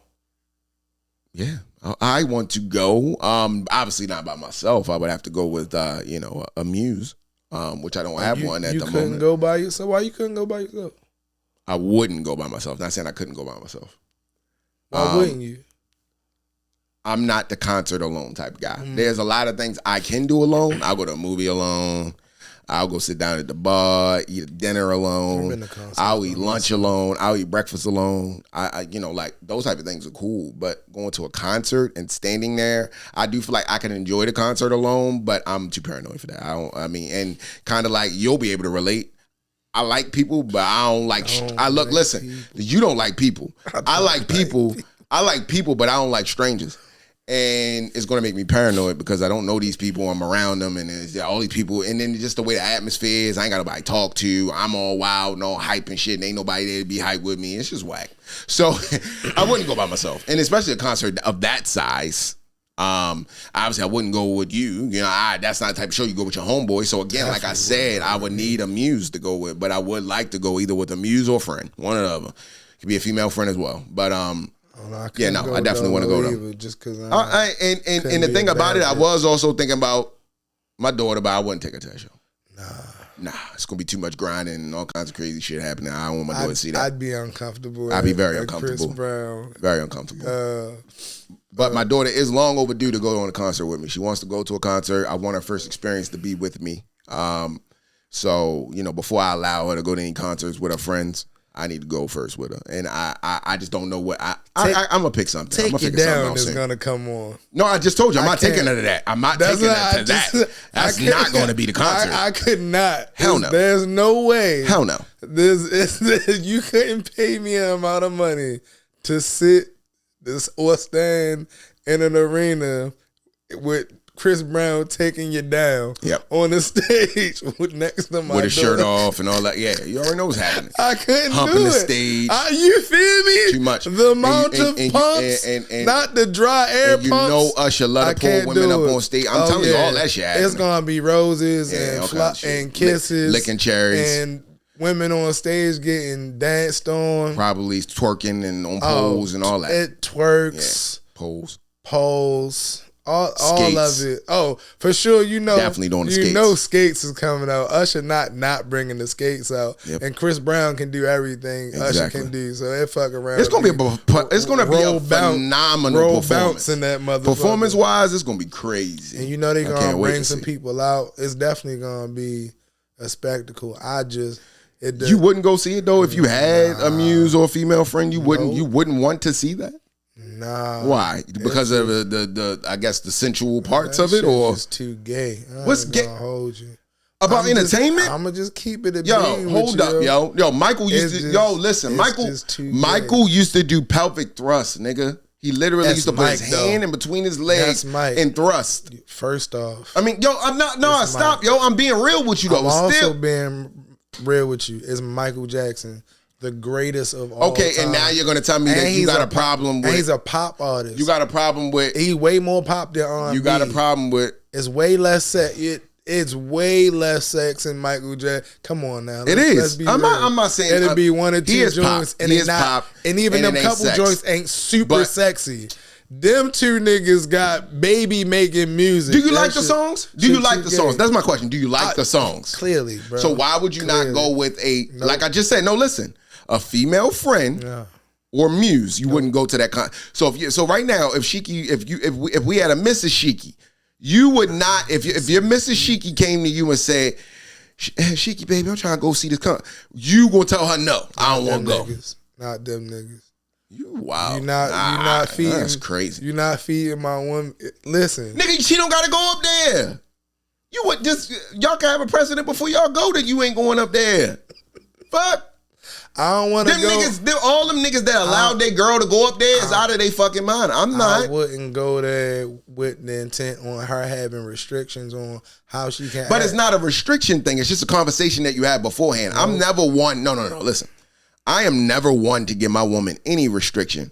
But I will have a conversation if it's something that we need to have a conversation about. And for me, I'm be like, what you trying to go to that show for? What you want? Niggas put cherries and shit in your mouth? No, I just want to see him. And the crazy thing is, and then my response would be like, oh, so you ain't gonna go up there and be doing no shit going to play? Nah, I ain't going up there. I just making sure you know because my I ain't. thing is, That's how I am. I'm cool with the cherries. I'm just not in my presence. That's the point that I'm making. I'm not worried about Usher taking my woman so home. not in your presence, but if it get recorded and it get put online, will that bother you? It's not. I mean, no. It's not. Let's just say the clip go viral. It go viral, bro. And you won't care. I won't care whatsoever. I'm just not gonna be there. It's like the equivalent of going You not being there on a but seeing guy's it trip. online. Same thing, bro. It's not though. It's like the equivalent of going on a guy's trip type shit when you or a girl's trip. Y'all gonna have certain types of fun that you wouldn't necessarily do with your person right next to you. It's just not something you do. You out with the guys, so your girl gonna let you. Well, I wouldn't be with nobody that wouldn't let me go to a strip club. But for instance, your girl would let you go to the strip club on a guy's trip and might not let you go with, you feel me, on a regular situation or to a bachelor party because your man getting married. She not go, you feel me? That type of situation. That's the same type of situation I'm talking about with letting them do that. Go have fun. Get your rocks off. Be a fan, nigga. Oogle. I don't want to see that though. I don't want to see you all swooning and all over another nigga. But in real life, nigga, I know I'm not the only nigga you like. You feel me? I know you feel a way. I know other people gonna turn you on. Just don't. You can't do that shit with me. But to your point, I'm not with that shit. Go have your fun. Come home. You just said you wouldn't be with a woman that let you go to the strip club. I wouldn't be with a woman that's gonna be oohing and eyeing and all of that and doing all this crazy shit while I'm standing next to her. Like I just don't feel like if you going to a Chris Brown and Usher concert with your woman and you won't be the only one in the audience with their woman. But I'm hear you. But you won't be the only one in the audience with your woman. And I'm sure that those same men probably had the same situations. Either they allowing their girls to do it or they don't care about their girls doing it. My woman is going to know I'm not okay. Like, obviously, if you see a nigga, we both are watching and enjoying the show. So if you're watching and enjoying the show, he thrusting and all that, in your brain, you can think whatever you want. I just don't need to see you out here with your mouth open and saying, damn, look at him. Like, that's crazy. That's what don't do no shit like that. But I'm telling you, but she's not enjoying the total experience is what I'm telling you. What I'm telling you is if I went there, I would expect for my girl to tighten that shit up because she in my presence. That's what I'm saying. That's why I wouldn't go. Like if you want to go be fanned out, go. I want you to fully enjoy that. And I know with me, you have to act a certain way because it's disrespectful for you to be doing that to another nigga standing next to me. And that's the point I'm talking. That's what I'm saying. Like, go have your fun, enjoy that, You feel me? That's for you. I don't want you to be in a space feeling like you gotta be not fully enjoying it. You might want the cherry, get the cherry, my nigga. But you definitely not getting the cherry while I'm right there. But I guess I guess the way I look at it is that, like, bro, R&B has always been, music that is based around love for the most part, right? And sometimes it steers off in other directions, right? But listen, let me finish, bro. It's based around love. So a lot of people, not all R&B, right? Yes, both of them make sexual songs. I'm not just talking about them. But now we're trying to take away the art of you going to an R&B show with your woman. Like, there's no way. No, let me finish. No, bro, let me finish.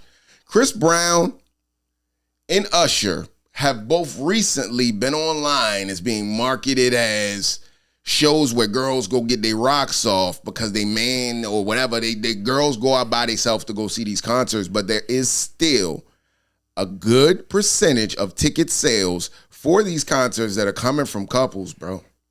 Most of the people our age that grew up on this music is married, and some of them want to go with their husband, or they want to go with their wife, or there's men that are fans of these artists just as much as the women are. I am a fan of Usher and Chris Brown. I like both of their music. So for you to tell me I'm not going to go see a show because it's going to be women in there acting crazy and my woman might act crazy. No, I'm at a communication with me and my woman. We going to be tight when we go up in there. We ain't going to have them type of issues. That's the type of stuff that should be conversation y'all had beforehand.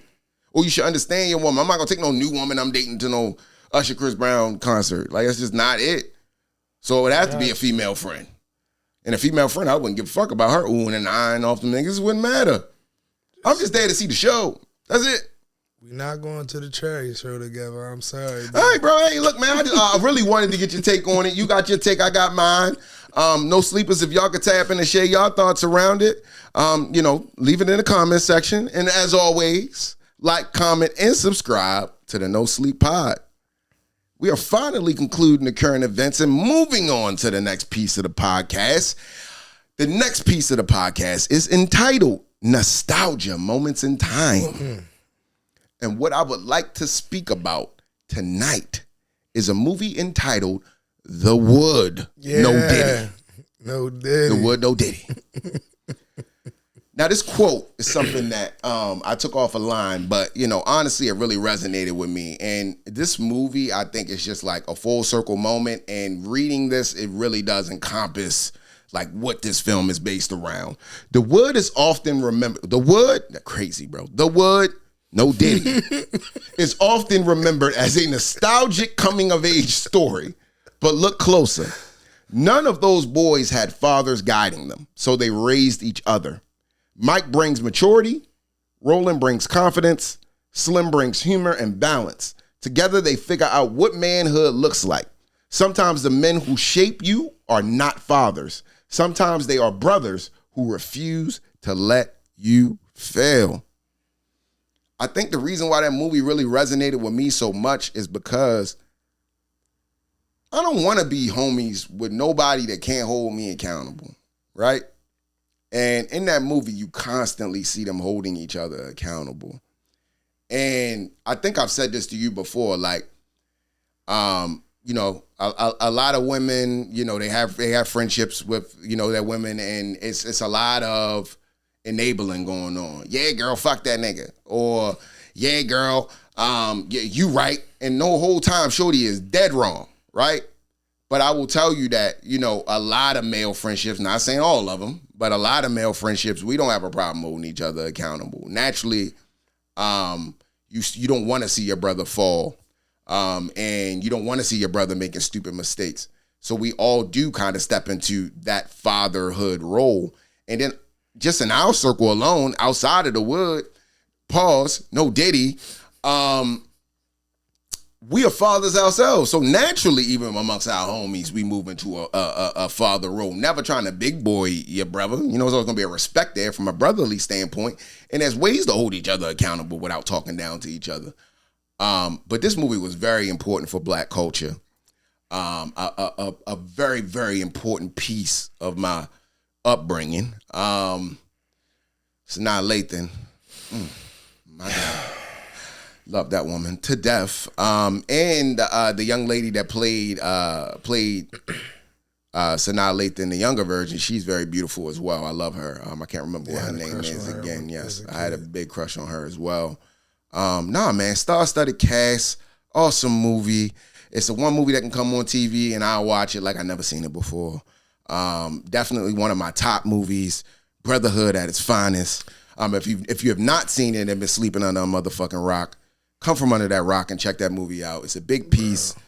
The movie is hilarious. It's hilarious and a big drama at the same time as well. It's a dramedy. Yes, a dramedy. Big time. When her brother pulled her, he had to fight. Oh my God!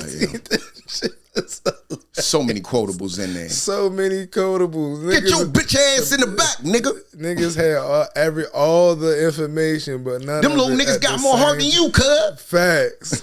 Stacey ain't played. Get your bitch ass in the back, nigga. But he got he caught his stripes that day. My man couldn't dance for nothing, bro. Yeah, bro. He had zero rhythm. Man, I remember them days betting niggas $1 to squeeze booties. And they had my motherfucking girl in there too. Remember Rolling X girl? I loved her, bro. She played. No, it's not. Yeah. When they pulled up to the house, and what's her name? What's her name? That's not Levita. Was it Levita? No. Can't remember. But she fine as hell. That's not Levita. You sure that's not Levita from Steve Harvey? No, it wasn't Levita. I can't think of her name. Yeah, she fine as shit though. I'm horrible but she was one of them ones in the 90s, early definitely, 2000s, bro. too. Oh my God, man. That cast was crazy. When they was in the convenience store, and that shit was getting with the gum. But he said suck, don't chew. Suck, never chew. Pause, no diddy. But yeah, that was that's one of them ones. First time he got the cutty and shit. Right, and then but he was a G about it though. He had been got the cutty and still was put. I fucked with that too. You feel me? Man, that movie had so many. Because he really fucked. That's how you knew he really loved it. So many gems. Because everybody was still putting money in the jar. And it's like he could have been won that pot, but he wanted to keep it G for real. So what's up, bro? I always respected him. Yeah, but nah, the wood is fire, bro. That's one of them 90s classics. Hey, yo. Oh yeah, that was crazy. But go ahead. That's one of them 90s classics that's gonna be in rotation forever. It had, man. As well as LA had that. It was that time, bro. LA had that moment where like it was nothing but West Coast based movies coming out, black West Coast movies. Your boy, what show that played? What show? Makai? Is that? That's not Makai. Omar Epps.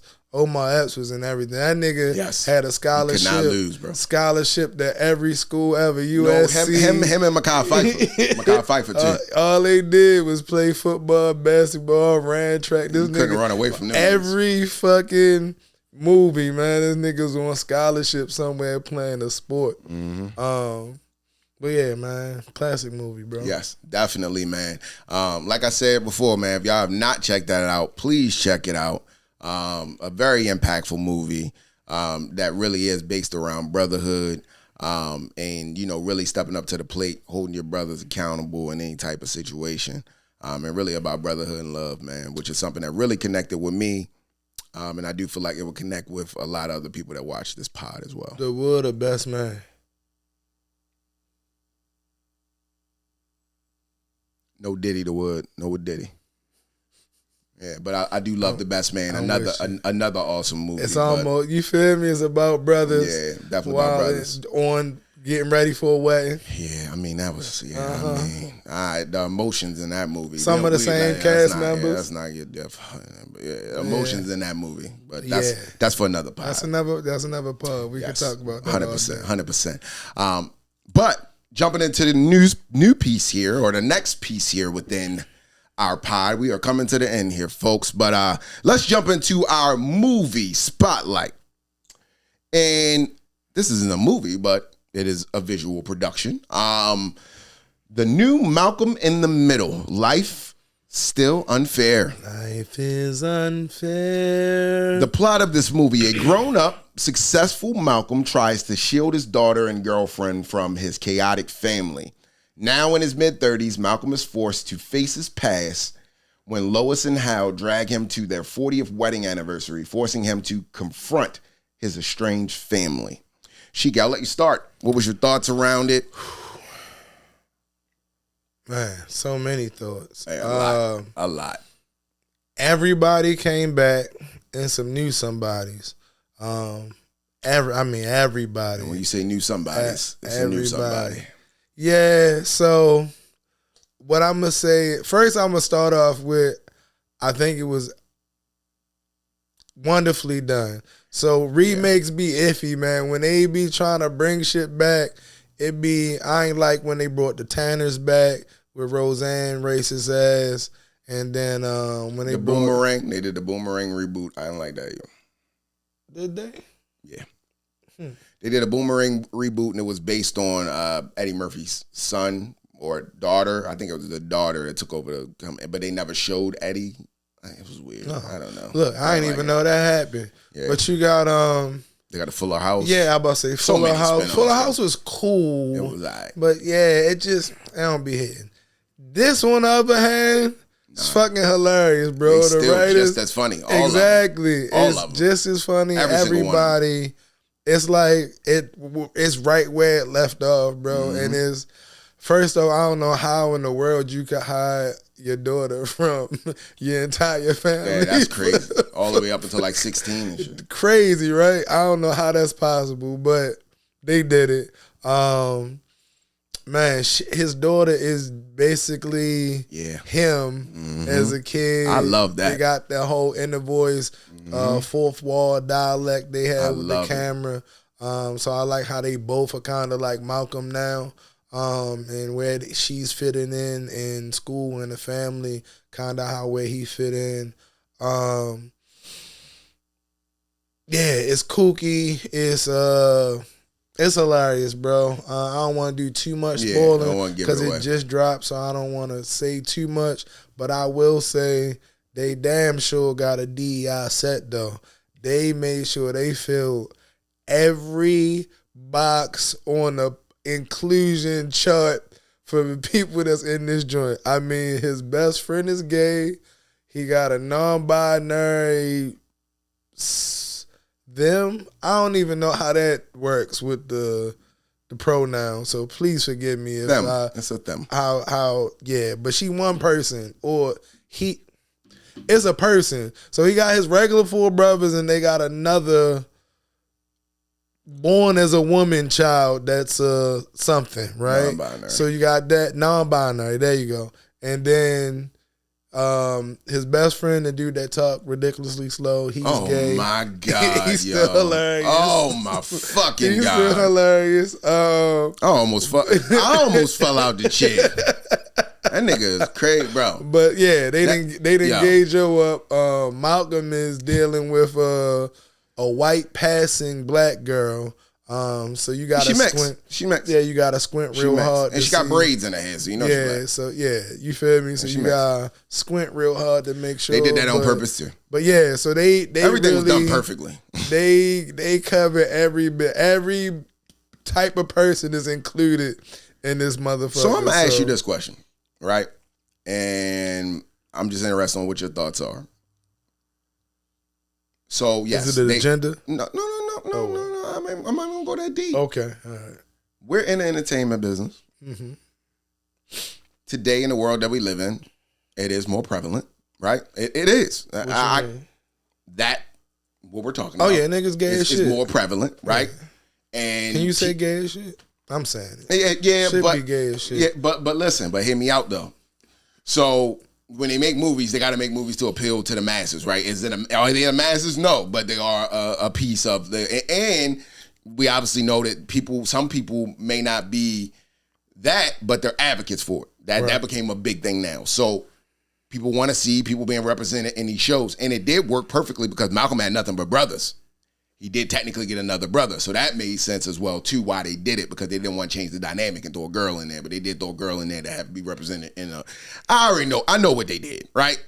And the same thing with the friend being gay and all that.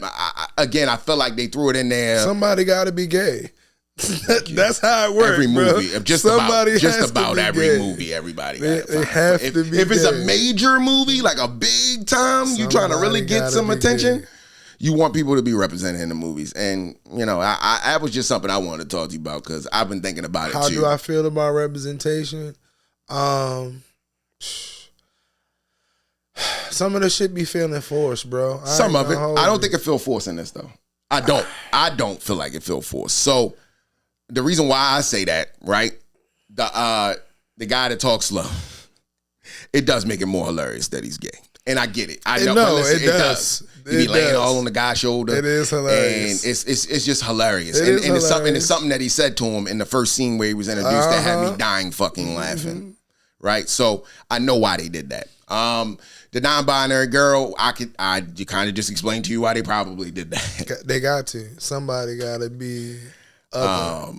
And then I ain't gonna lie, and then the father fucking Hal and shit with his black homeboys, that shit's hilarious. But he always had that's from the 90s. I know it is. So but it's just to see all of that again. That was hilarious in 2000, nigga. That shit was funny as shit. To see all that again, it's just fucking Yo, hilarious, really a brother bro. and shit. Yeah, it's wild. And I ain't gonna give no spoilers away, but that fucking video Lois put together at the end of the fucking series had me in tears, especially when it got to Yoda be talking slow. You remember that shit? You didn't spoil to that. No, I didn't. No, I didn't. Well, no, I didn't, because I ain't say no details. I guess. But either way. But yeah, bro, it was extremely well done. The reason why I don't feel like it felt forced here, because like you said, they've always pushed that line. Like it's not far fetched for it to be in Malcolm in the Middle. So it didn't feel forced. Yes. But as well as we also know that it's too big of a cast for them not to have. Of course. And then to be completely honest, like at this point, I mean, that is reality though. Like it's just, we live in a way gayer world than we ever lived in before. Especially, I don't know about anybody else city, but Baltimore gay as fuck. Like it's still Baltimore, but it's also gay as fuck at the same time, bro. Every day, I'm outside all day, every day, bro. And as I drive the streets of Baltimore City, at least 3 to 5 I don't knows. I pass at least 3 to 5 I don't knows a day. Where remember Pat? The show Pat, where it's like the whole show was based, I think that one was on HBO, but the whole show was about this person named Pat that you couldn't tell whether it was a boy or a girl. Never seen. He says, "I'm Pat." If no sleepers, if you ever seen Pat or Google Pat, Google the show. But it's forever ago. That was in the late 90s, early 2000s. That show was on, but I see 3 to 5 Pats a day that I don't know.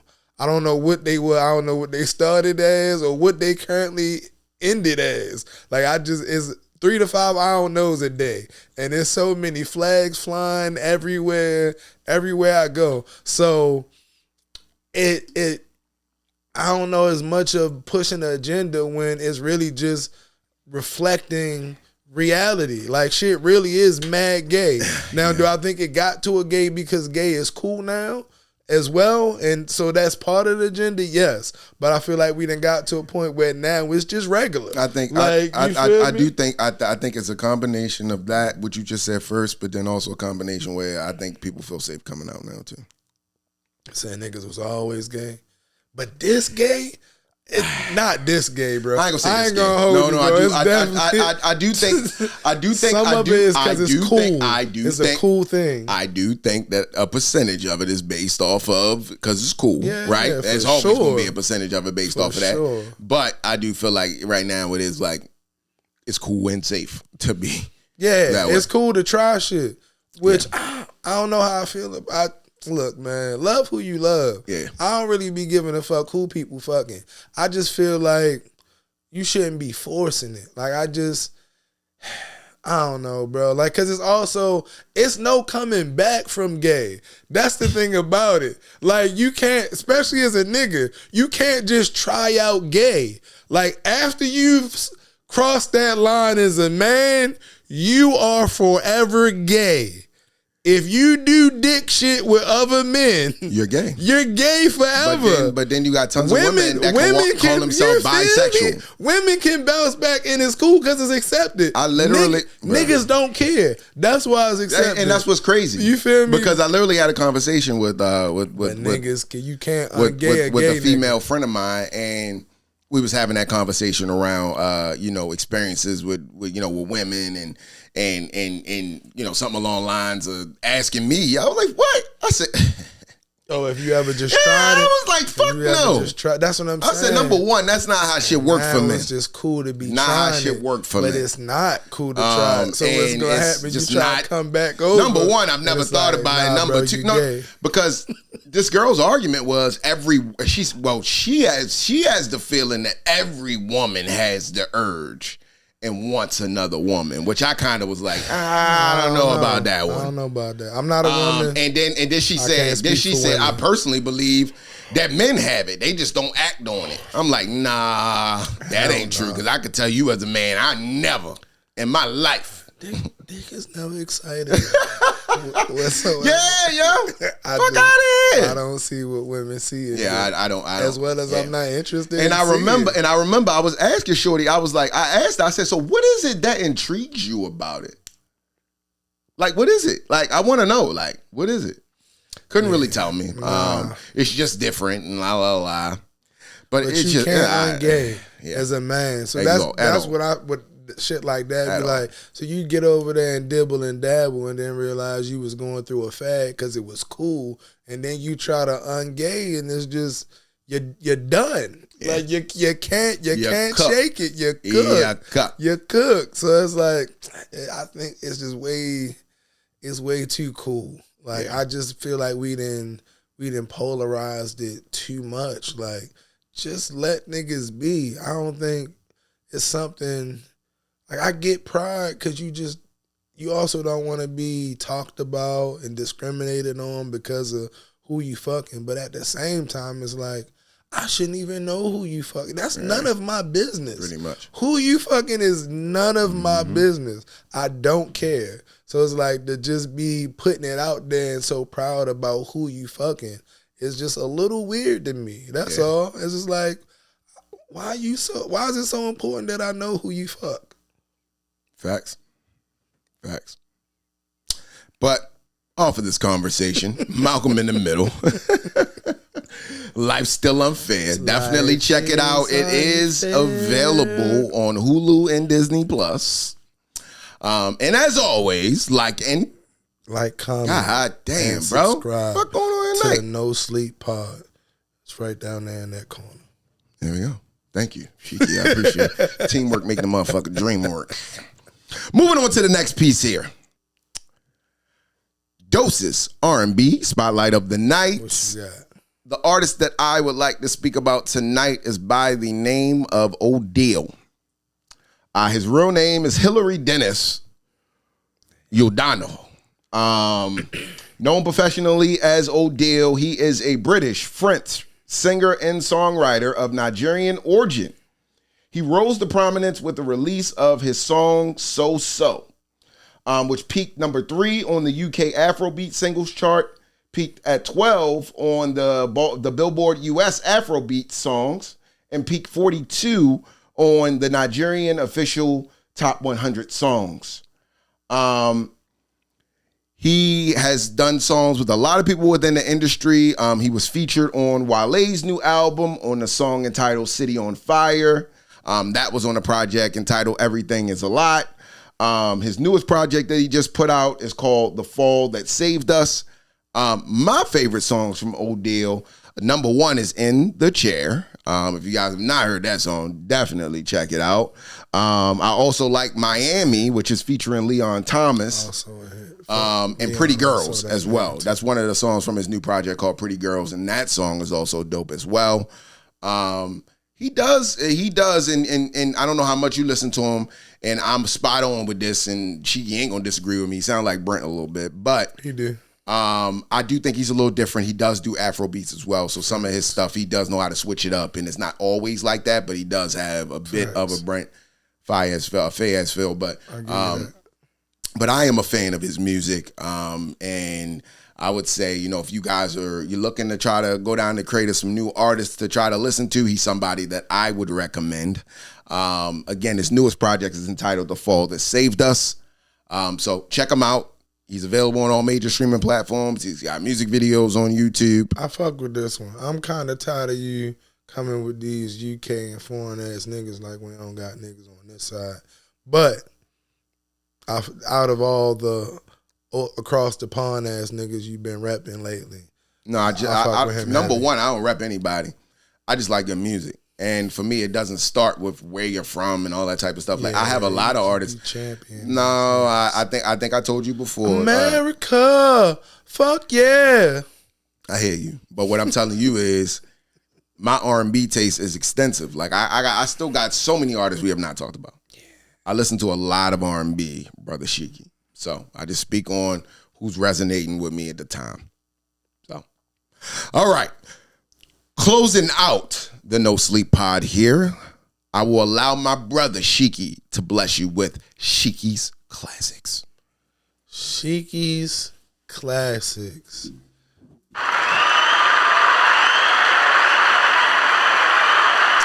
Let's get into it.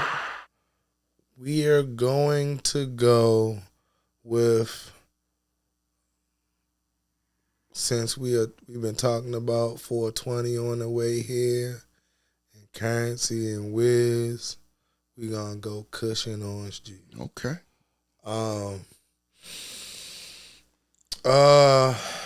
Man, out of that era of tapes that came out with Finally Famous drop around that time, Cushion Orange Juice, So Far Gone, all that class of that came out, that's probably my favorite of all those tapes that came out.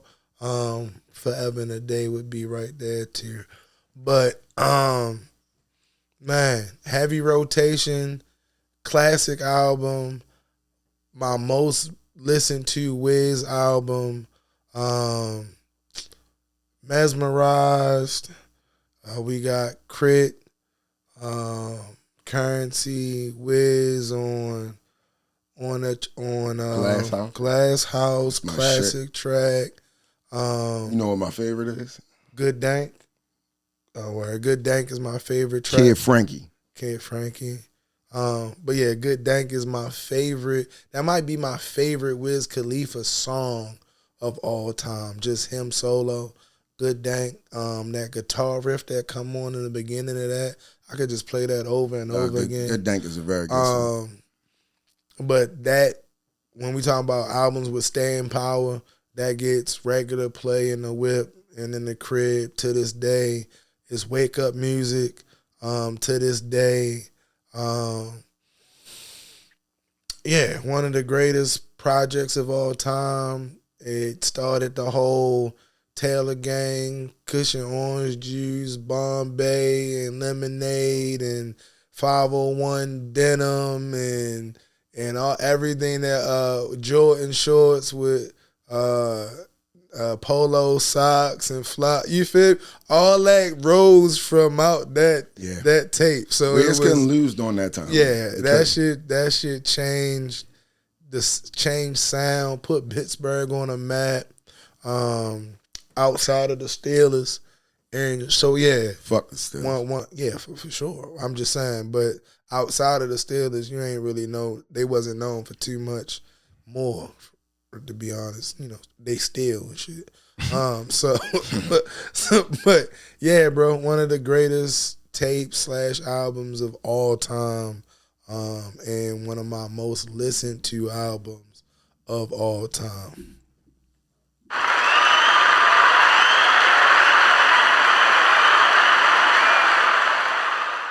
Thank you, Brother Shiki, for blessing us with the classic of the night. You already. And no sleepers, thank you for tuning in tonight. Yes, sir. And as always, like, comment, and subscribe to the No Sleep Pod page. Peace and love. We out this bitch. They got this shit knocking low. They got this shit knocking low.